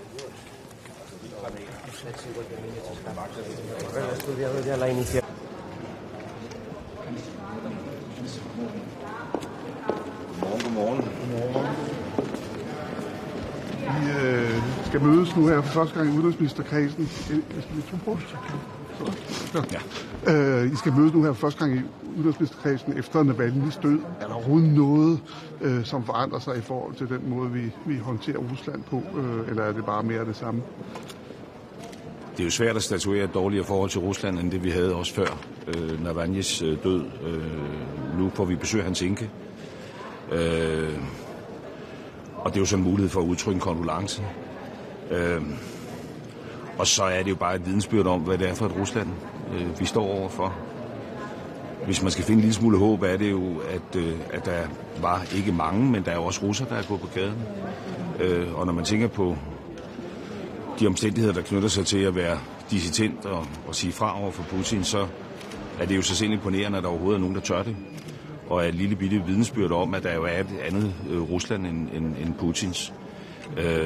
Men først og fremmest, så er det her et vidensbyrd om, at vi står overfor et meget brutalt land, som vi jo også har sanktioneret hårdt. Og det er jo noget, vi fortsat kommer til at gøre. For udover at vi nu har Navalny's død, så nærmer vi os jo også 2-årsdagen for Ruslands aggressionskrig mod Ukraine. Som vi også kommer til at diskutere her i dag. Situationen er kritisk. Der er brug for, at vi stepper op. Den danske statsminister gav en meget klar melding på sikkerhedskonferencen i München, som der er flere kolleger allerede her på vej ind, der ligesom har udtrykt beundring for, og som vi jo håber kan danne et eksempel til efterfølgelse, fordi der er brug for, at vi i Europa stepper op i den verden, vi lever i. Det gælder op mod 2-årsdagen, men det gælder også i lyset af alle de signaler, der er fra USA med en præsidentvalgkamp, der nærmer sig. Og der er den næste sanktionspakke er stadigvæk ikke på plads. Der er stadigvæk problemer med Ungarn. Er det noget, der kommer til at fylde i dag, eller hvordan kommer det til at fylde i dag? Jeg er ret sikker på, at vi kommer på plads med en sanktionspakke, inden vi rammer 2-årsdagen. Og har for så vidt også allerede taget på drøftelserne om den næste sanktionspakke, fordi det der på bordet nu, det er jo individuelle sanktioner, og noget af det, vi blandt andet ønsker fra dansk side, det er, at vi har sådan en mere sektortilgang til det. Så der vil fortsat være brug for, at vi strammer sanktionsgrebet. Men det, der er vigtigst og overskygger alt andet, det er jo spørgsmålet om militær støtte til Ukraine og for de her sikkerhedstilsagn på plads. Det er også noget, vi i et bilateralt spor har taget hul på i forlængelse af mit eget besøg hos kollegaer i Ukraine for et par uger siden. Det forhandler vi indgående, og det håber jeg også falder på plads relativt snart.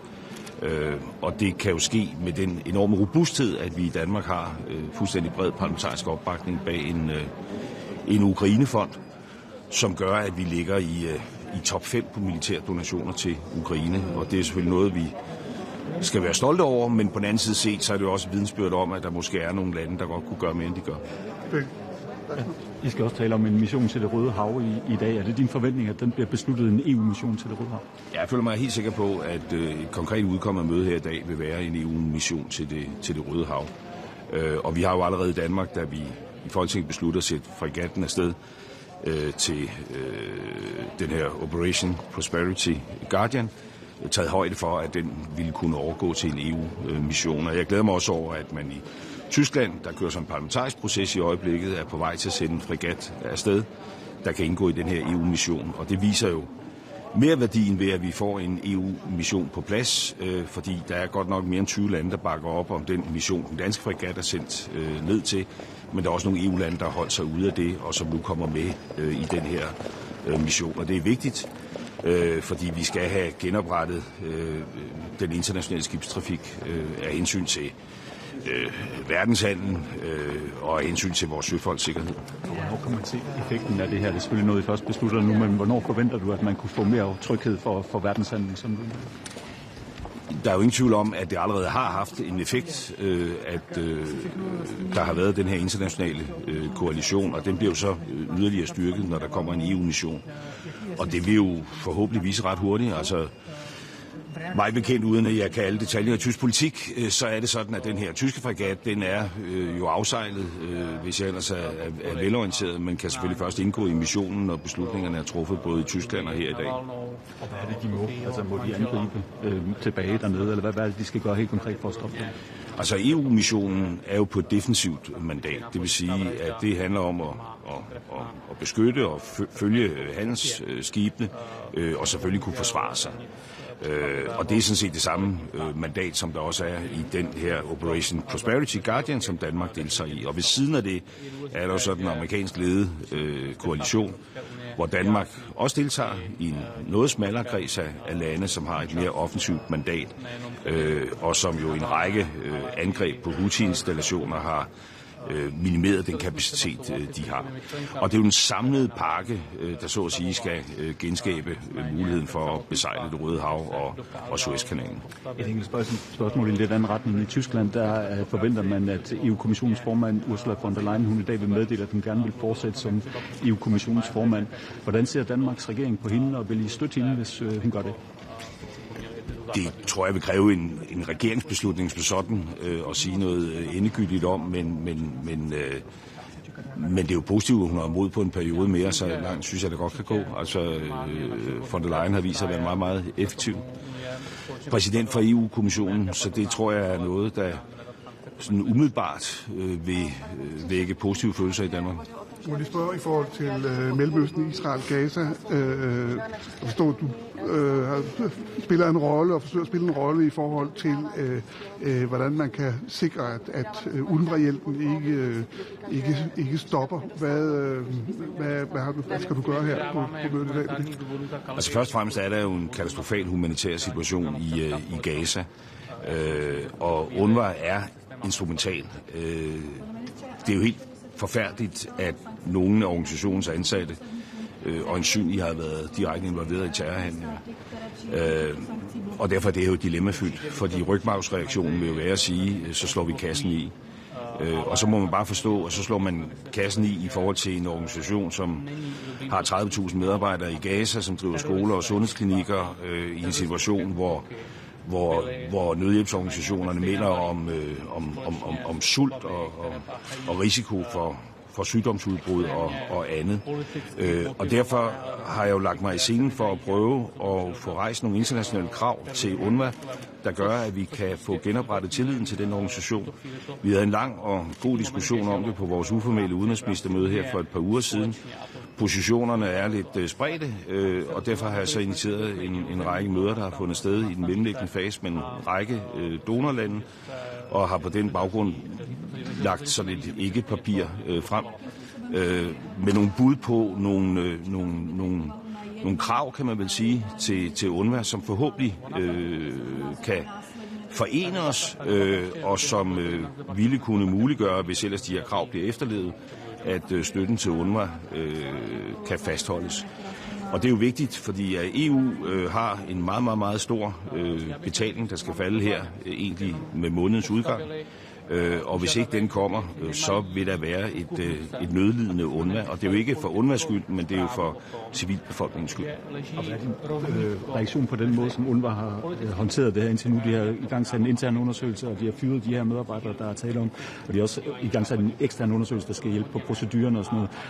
Har de løst den opgave, de skulle gøre for at genoprette tilliden? De har jo taget hul på at løse opgaven, kan man sige. Man kan sige, at lederne af UNRWA har jo gjort det, han øjeblikkeligt kunne gøre i forhold til de her mennesker, som Israel siger har deltaget i terror. Og så har FN's generalsekretær jo iværksat undersøgelser i FN's regi af den her organisation, og man har jo blandt andet udpeget den tidligere franske udenrigsminister til at sidde i spidsen for en arbejdsgruppe, som er ved at lave en rapport. Og det er jo det, vi gerne vil tale ind i, ved at sige, at det er jo helt åbenlyst, at der er brug for at få strammet bedunerne. Altså, jeg tror, det bliver for forsimplet at se på det her som nogle få rådne æbler i en kurv. For hvis man har den tilgang til det, og siger, at vi piller de rådne æbler ud, og så kører vi bare videre, som ingenting var sket, så vil der muligvis være et rådne æble mere. Og derfor er der jo brug for, at der bliver et setup, hvor der kommer fuld tryghed til, at den her organisation efterlever alle neutralitetsprincipper og har nogle værktøjer, der gør, at hvis medarbejdere forbryder sig mod det, så eksekverer man hårdt på det. Og det er jo det, den franske udenrigsminister er sat i spidsen for, og det er det, som vi så efter en dialog med en række EU-lande har forsøgt at samle i nogle sådan ret specifikke krav til UNRWA. Og det er jo med det sigte, at vi er nødt til at gøre noget for at afhjælpe en humanitær katastrofe i Gaza. Og her må alle jo bidrage. Det gælder også Israel.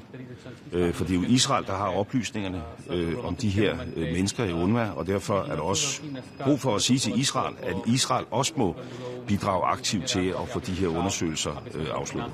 Lad os løbe et sidste spørgsmål til den melding, der kom fra Donald Trump i sidste weekend. Hvad lægger du i den melding, der kom fra den mulige nye præsident af USA omkring det NATO-bidrag, som Rusland åbenbart kan gøre, hvad fanden de vil med, hvis man ikke opfylder ham? Altså, jeg har jo hørt et eller andet fra Trumps mund gennem årene, og så kunne konstatere, at USA jo har været der hele vejen igennem, og det er også den klare forventning, jeg har til USA, uanset hvem der er præsident i Det Hvide Hus. Det sagt, så er der ingen tvivl om, at vi i Europa er nødt til at påtage os et stadig større ansvar for vores egen sikkerhed. Det gælder i forhold til Ukraine, hvor vi jo endnu ikke har en amerikansk pakke på plads, fordi der er gået amerikansk indrigspolitik i det. Men det gælder også i forhold til vores territoriale sikkerhed i øvrigt. Det er nemt at se forskel på de to præsidentkandidater i deres transatlantiske commitment. Men det handler jo ikke kun om personer. Det handler også om noget strukturelt. Altså et USA, som befolkningsmæssigt er sammensat på en anden måde, end det var efter 2. verdenskrig. En verdensøkonomi, der udvikler sig. Et Europa, der bliver mindre. Et USA, der kigger mod Stillehavet. Så helt uagtet, hvem der sidder i Det Hvide Hus, så bliver vi nødt til i Europa at indstille os på, at vi skal samle en større del af regningen for vores egen sikkerhed op selv. Og her har EU også en rolle at spille, fordi det er jo trist at se, at der har været en stor politisk vilje i EU til at hjælpe Ukraine. Vi lovede 1 million artillerigranater, og vi magter vel at levere på halvdelen inden for den tidsfrist, vi selv har sat op. Og det afslører jo, at vi i Europa har brug for at opruste vores forsvarsindustri. Jeg både håber og tror, at når der kommer en ny kommission efter Europaparlamentsvalget, at så bliver man også nødt til at designere altså en kommissær målrettet til den opgave at få bygget en europæisk forsvarsindustri op. Det er der i den grad brug for.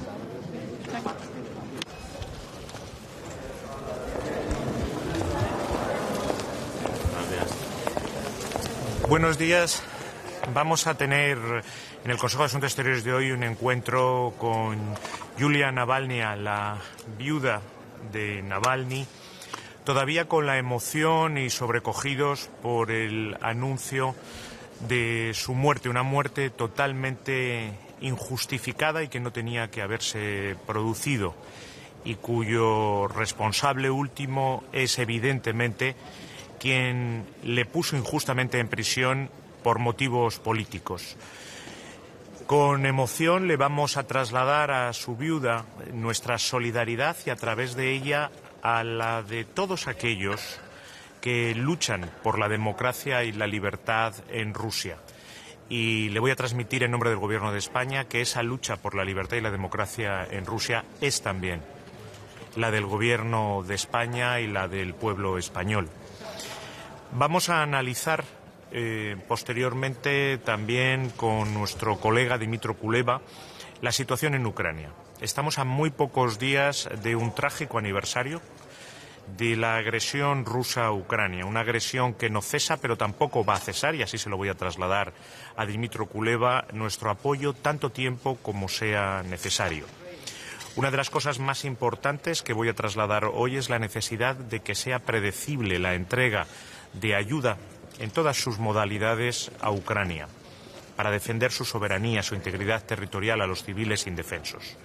Para ello voy a seguir uniendo mi voz a la de tantos otros dentro de la sala, de los ministros de Asuntos Exteriores, para que la Facilidad Europea para la Paz siga financiando y lo haga de manera constante y coherente. También por una mayor integración de la industria de defensa europea para permitir hacer frente mejor a esta crisis y a futuras crisis. Y también a nivel ya nacional estamos trabajando para que ese acuerdo de seguridad que tantos aliados firmamos en la cumbre de Vilnius se plasme en un documento concreto por parte de España, como están haciendo otros socios europeos y otros aliados de la OTAN. Vamos a seguir tratando también la situación en Gaza. Desafortunadamente, el llamamiento de España a un alto el fuego con muchos otros países del mundo y muy en concreto de países árabes. He tenido la oportunidad de viajar a lo largo de las últimas semanas por Oriente Medio y entrevistarme con líderes de distintos países. Ayer lo hice con mi colega jordano. Sigue sin aplicarse. Vamos a hacer ese llamamiento para un alto el fuego, para que pueda acceder la ayuda humanitaria a la franja de Gaza y al mismo tiempo para que la única solución posible, y todos lo sabemos, absolutamente todos, la única solución posible para que la paz definitiva regrese a Oriente Medio, que es el Estado palestino, pueda de una vez implementarse. Voy a hacer una petición muy concreta al alto representante para que impulse lo que ha reflejado la carta del presidente del Gobierno y el primer ministro de Irlanda y se lleve a cabo esa evaluación basándonos en el acuerdo de asociación entre Israel y la Unión Europea y podamos avanzar. Y le voy a hacer la petición concreta de que esa evaluación esté lista para el próximo Consejo de Asuntos Exteriores y que podamos extraer todas las conclusiones. El objetivo de esa carta no es otro que la protección de los civiles palestinos en la franja de Gaza, que contribuir a que ese alto el fuego permanente sea una realidad, que también se pueda dar la liberación inmediata de los rehenes. En suma, todo aquello que se necesita en estos momentos para evitar que sigan sumándose muertos civiles palestinos a esos 30.000 que ya desgraciadamente nunca más podremos recuperar. Y finalmente voy a seguir impulsando y solicitando que de una vez por todas se apliquen las sanciones que llevan ya varios consejos de asuntos exteriores rondando la mesa, si me permiten la expresión coloquial, a los colonos violentos. Y de no producirse un acuerdo, desde luego España va a avanzar individualmente en esas sanciones a los colonos violentos. Y finalmente vamos a tratar una zona que España conoce bien, que también es muy preocupante, es el Sahel, y desde luego lo que voy a pedir es que Europa no puede desengancharse de la zona del Sahel, a pesar de las enormes dificultades de todo tipo. En primer lugar, las políticas, que desde luego no niego y no desconozco, pero sería un tremendo error, y así lo voy a decir hoy a lo largo de la reunión, sería un tremendo error que la Unión Europea se desenganche de una zona que es vital, vital para Europa y vital para la seguridad de Europa, para la canalización de los flujos migratorios irregulares y también para la estabilidad y el desarrollo de todo África subsahariana. Sobre la carta de España e Irlanda para revisar el Consejo de Asociación, ¿ha podido ya hablar con otros ministros europeos? ¿Tiene España más apoyo aparte del de Irlanda? Y si nos puede contar si el objetivo final sería lograr aquí una votación a 27 para revisar este acuerdo, o se busca de alguna manera influir en la posición europea para que se ajuste? El debate en torno a la carta lo voy a suscitar hoy. La carta hace muy pocos días que ha salido y ha llegado en primer lugar tanto a la presidenta de la Comisión como al alto representante. He podido hablar con el alto representante al respecto. Hemos tenido un intercambio y hoy lo que le voy a solicitar es que haga una evaluación. En primer lugar, es lo que solicita la carta, una evaluación basándonos en ese Consejo de Asociación y que se analice el cumplimiento y el respeto del derecho internacional humanitario y de los derechos humanos en estos momentos, dada la situación en Rafah. Lo que nosotros esperamos es que todo pueda resolverse a través del diálogo, pero desde luego hay toda una serie de mecanismos dentro de ese Consejo de Asociación que están a disposición. No quiero adelantar acontecimientos ni tampoco sustituirme al trabajo que tiene que hacer el alto representante, pero sí le voy a solicitar a él y voy a suscitar el debate con el resto de los colegas que podrán pronunciarse como ellos deseen de la necesidad de que se produzca esa evaluación, de que se produzca ese contacto con Israel, que lo lleve a cabo quien lo tiene que llevar, que es el alto representante, y que esto se haga en un corto plazo. Y le voy a pedir que espero que en el próximo Consejo de Asuntos Exteriores tengamos ya una evaluación, un informe y unas conclusiones al respecto. De todas formas, al terminar la reunión le podré dar más detalles de cómo se ha producido el debate. Ministro, más allá de las palabras, ¿qué puede hacer hoy la Unión Europea después de la muerte de Alexei Navalny? Hay 13 paquetes de sanciones contra Rusia. ¿Se puede hacer algo más o usted es partidario de hacer algo más contra el régimen de Putin después de lo del viernes? Hay que aprobar ese 13 paquete de sanciones y hay que dar un apoyo cerrado, desde luego, tanto tiempo como sea necesario a Ucrania frente a esta agresión. Y hay que mandar un mensaje claro de rechazo a esta muerte, que tiene un responsable último muy claro, que es quien le puso injustamente y por motivos políticos en prisión, y un mensaje de solidaridad también a aquellos que en estos momentos están defendiendo la democracia y la libertad en Rusia.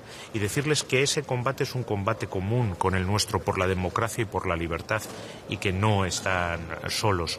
Evidentemente es una situación muy compleja. Pero yo creo que hoy el hecho de recibir a su viuda, a Julia, aquí, aparte de la emoción, el momento de emoción que se va a vivir, es desde luego un mensaje político muy fuerte. Un mensaje que, unido al encuentro que vamos a tener con nuestro colega Dimitro Kuleva, yo creo que va a ser un mensaje de apoyo claro a todos aquellos que en estos momentos hacen frente al totalitarismo y a la agresión. Debemos esperar un paquete separado de sanciones. ¿Debemos esperar un paquete separado de sanciones relacionado con la muerte de Navalny? En principio no está previsto que el alto representante lo plantee hoy, pero bueno, vamos a ver cómo va el debate. Yes, one question. Prime Minister Netanyahu did warn he will invade Rafah by Ramadan, the latest, if the hostages are not free. Is there any chance to avoid this invasion, especially that 1.5 billion Palestinian million Palestinian will be without any place, and also Egypt will suffer a lot from such an action? It would be a total catastrophe if the military operations are enlarged to Rafah. We are completely opposed to the enlargement of the military operation to that part of Gaza. On the contrary, what we need is an immediate and permanent ceasefire and the access of humanitarian aid to Gaza immediately. The situation is already too bad, it's already catastrophic as to make it even worse. And that's why also we have increased our support and our finance to UNRWA. That is today an indispensable UN body to take care of refugees in Gaza, of course, but also in other places. We must not forget that 2 of every 3 Palestinian refugees that are being taken care of by UNRWA are outside Gaza, are in Jordan, in Syria, in Lebanon, in the West Bank, where the situation is also very, very complicated for the Palestinian civilian population. We will do everything that is in our hand to protect the lives of the civilian Palestinians. Muchas gracias. You think the solution for the peace facility is... Sorry? Could there be a solution for the European Peace Facility, the assistance fund for Ukraine? Because I think it is a big problem with so. I hope so. I will talk on that behalf. One question, please. Concerning the developments of Spain and Ireland initiative to put more pressure on Israel in many ways, recognition of Palestine, of reviewing the relationship with Israel. Is there any development concerning your initiative, Minister? I'm going to speak on behalf of that letter. I'm going to ask the High Representative to carry an evaluation based on the Council of Association between Israel and the European Union, and I'm going to ask him to draw the conclusions and the report for the next Foreign Affairs Council. And based on that, to really inquire about the respect of humanitarian international law and human rights in Gaza right now. Thank you. The recognition of the Palestinian state, Minister. Are you going to do it yourself, or you are still insisting to have a group? We are talking with like-minded countries, and of course what we want is that any recognition of Palestine is done through the dialogue between Israel and Palestine, and hopefully on the framework of an international peace conference. But if nothing advances, of course Spain is a sovereign country that can take their own decisions. Thank you.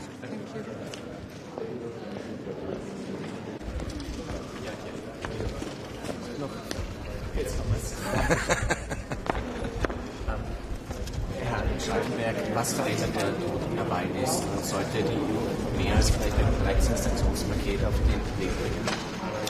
Ich bin sehr dafür, dass wir uns auch überlegen, konkrete Sanktionen im Zusammenhang mit dem tragischen Tod von Nawalny uns zu überlegen, betreffend die Person im Strafvollzug, die Personen, die für sein Leib und Leben und für seine Sicherheit verantwortlich waren. Wir haben ja schon vor 4 Jahren damals nach dem Giftanschlag Sanktionen als Europäische Union verhängt, und ich glaube, wir sollten wieder in diese Richtung gehen.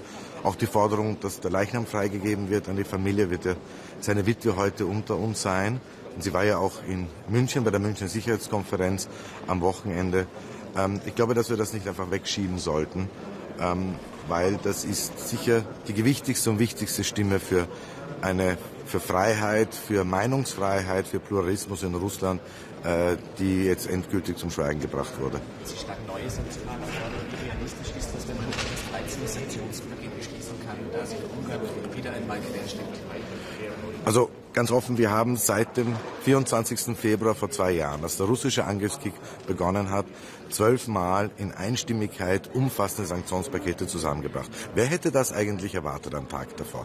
Dann hätte es höchstwahrscheinlich geheißen, in den Medien und in der politischen Öffentlichkeit, das werden wir nie schaffen. Wir Europäer zweifeln manchmal zu sehr an uns, und wir sollten eigentlich ein bisschen Selbstvertrauen schöpfen aus den letzten 2 Jahren. Und ich bin zuversichtlich, dass wir das schaffen werden, auch das 13., wo es darum geht, dass wir die Umgehungsgeschäfte angehen. Aber das ist was anderes. Das ginge hier um ein eigenes Menschenrechtsregime, das wir zur Verfügung haben, dass wir eine Reaktion haben auf den Tod Nawalnys. Und ich glaube auch, dass die Forderung umfassen muss, dass jene Menschen, die bei Totenwachen verhaftet wurden, quer über Russland, dass die umgehend freigelassen werden. Das ist für mich sozusagen das absolute Minimum dessen, was wir als Europäische Union jetzt an Kante zeigen sollten. Sie haben Russland als mörderisches, verbrecherisches Regime bezeichnet. Gleichzeitig hat Österreich eine Bank, die sehr aktiv ist in Russland, Gewinne macht. Wir zahlen weiter Geld an Russland, um unsere Gaslieferungen zu erhalten. Wie passt das zusammen? Nun, wir haben über 90% aller westlichen Unternehmen, die noch in Russland präsent sind. Dass sie ihre Geschäfte natürlich den Sanktionen entsprechend runtergefahren haben, ist ganz klar. Ich bin nicht dafür, dass man immer mit dem Finger auf eine Institution, auf ein Unternehmen zeigt. Aber wir müssen alle uns bewusst sein, es wird keine Rückkehr zum Status quo ante geben können. Mit der Russischen Föderation, an deren Spitze ein Putin steht. Und wir müssen uns bewusst sein, dass das ein Land ist, das alle paar Jahre eigentlich versucht hat, seine Interessen in aller Brutalität militärisch durchzusetzen. Also das sind alles Sachen, die natürlich unglaublich herausfordernd sind. Und es ist leicht, sozusagen von der Seitenlinie zu fordern, man möge doch dies oder jenes machen. Das sind doch Unternehmen, die teilweise an den Aktienbörsen präsent sind, die selber auch Regeln unterliegen. Also ich glaube, hier muss man vorsichtig abwägen. Aber dass es keine Rückkehr zum Status quo ante geben kann mit Russland in absehbarer Zeit, ist auch ganz klar.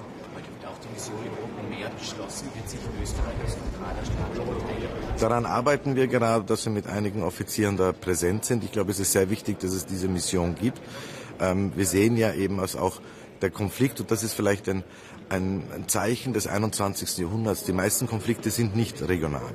Genauso wie der russische Angriffskrieg globale Auswirkungen hatte. Denken wir nur an Getreide, denken wir an Energie. So ist es jetzt auch im Nahen Osten.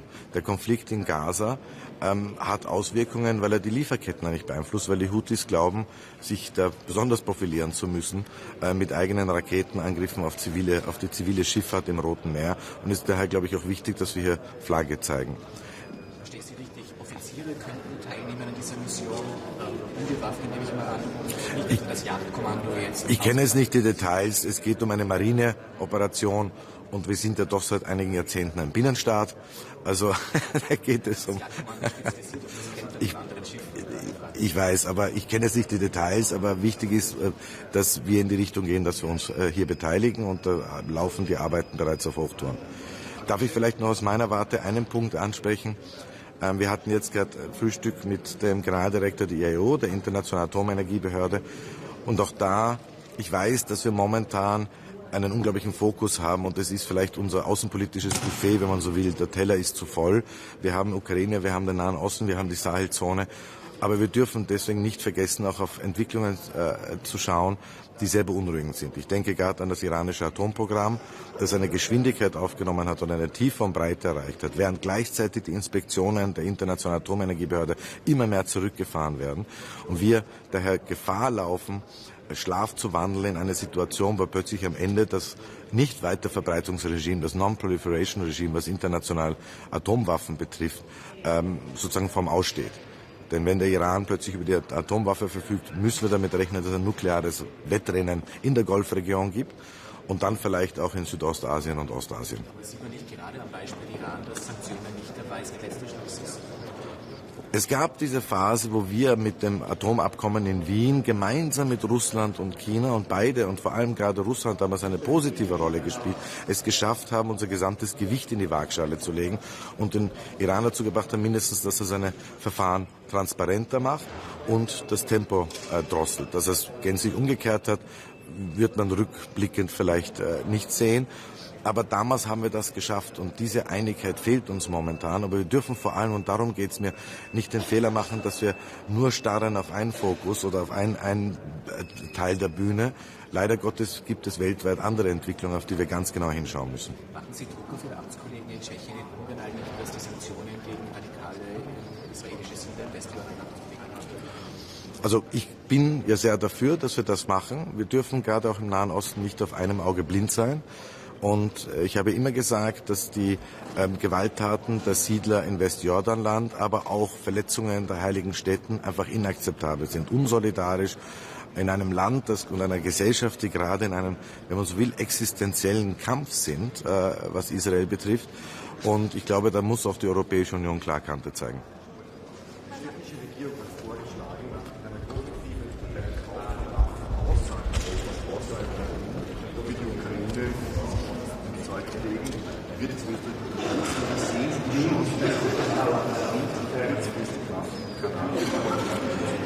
Also ich kenne jetzt den konkreten Vorschlag nicht. Unsere Linie als Österreich ist sehr klar, auch im Lichte der Neutralität, die verfassungsrechtlich verankert ist. Wir haben von Tag 1 sehr stark die Ukraine unterstützt im humanitären Bereich, aber nicht was Kriegsmaterial betrifft. Auch bei der europäischen Friedensfazilität finanzieren wir nur den humanitären Bereich, enthalten uns unserer Stimme bei den anderen, hindern die anderen Staaten nicht voranzuschreiten, aber die neutralen Staaten machen nicht mit und Österreich wird das auch nicht mitfinanzieren. Also solche Schemata, da würde sich Österreich dann nicht beteiligen, weil letztlich geht es darum, Kriegsmaterial an die Ukraine zu liefern. Und das geht für uns neutralitätsrechtlich sich nicht aus. Funktioniert eigentlich die europäische Friedensfazilität? Ich muss sagen, ja, es funktioniert. Also wenn wir uns überlegen, was es war vor dem 24. Februar von vor 2 Jahren, vor dem russischen Angriffskrieg, wer hätte jemals daran gedacht, dass das eines der politischen Instrumente eigentlich werden würde der Europäischen Union? Wir dürfen aber die europäische Friedensfazilität nicht nur auf die Ukraine beschränken. Da geht es weltweit. Und ich habe Gespräche gehabt mit dem Außenminister von Somalia, Ruanda und anderen Staaten, die gesagt haben, bitte vergesst nicht auf andere Krisen. Auch hier brauchen wir finanzielle Unterstützung. Und für mich ist die europäische Friedensfazilität eigentlich eine fast schon Allzweckwaffe der Europäischen Union und ein wesentliches Symbol, auch wie die Europäische Union sich infolge des russischen Angriffskriegs geändert hat.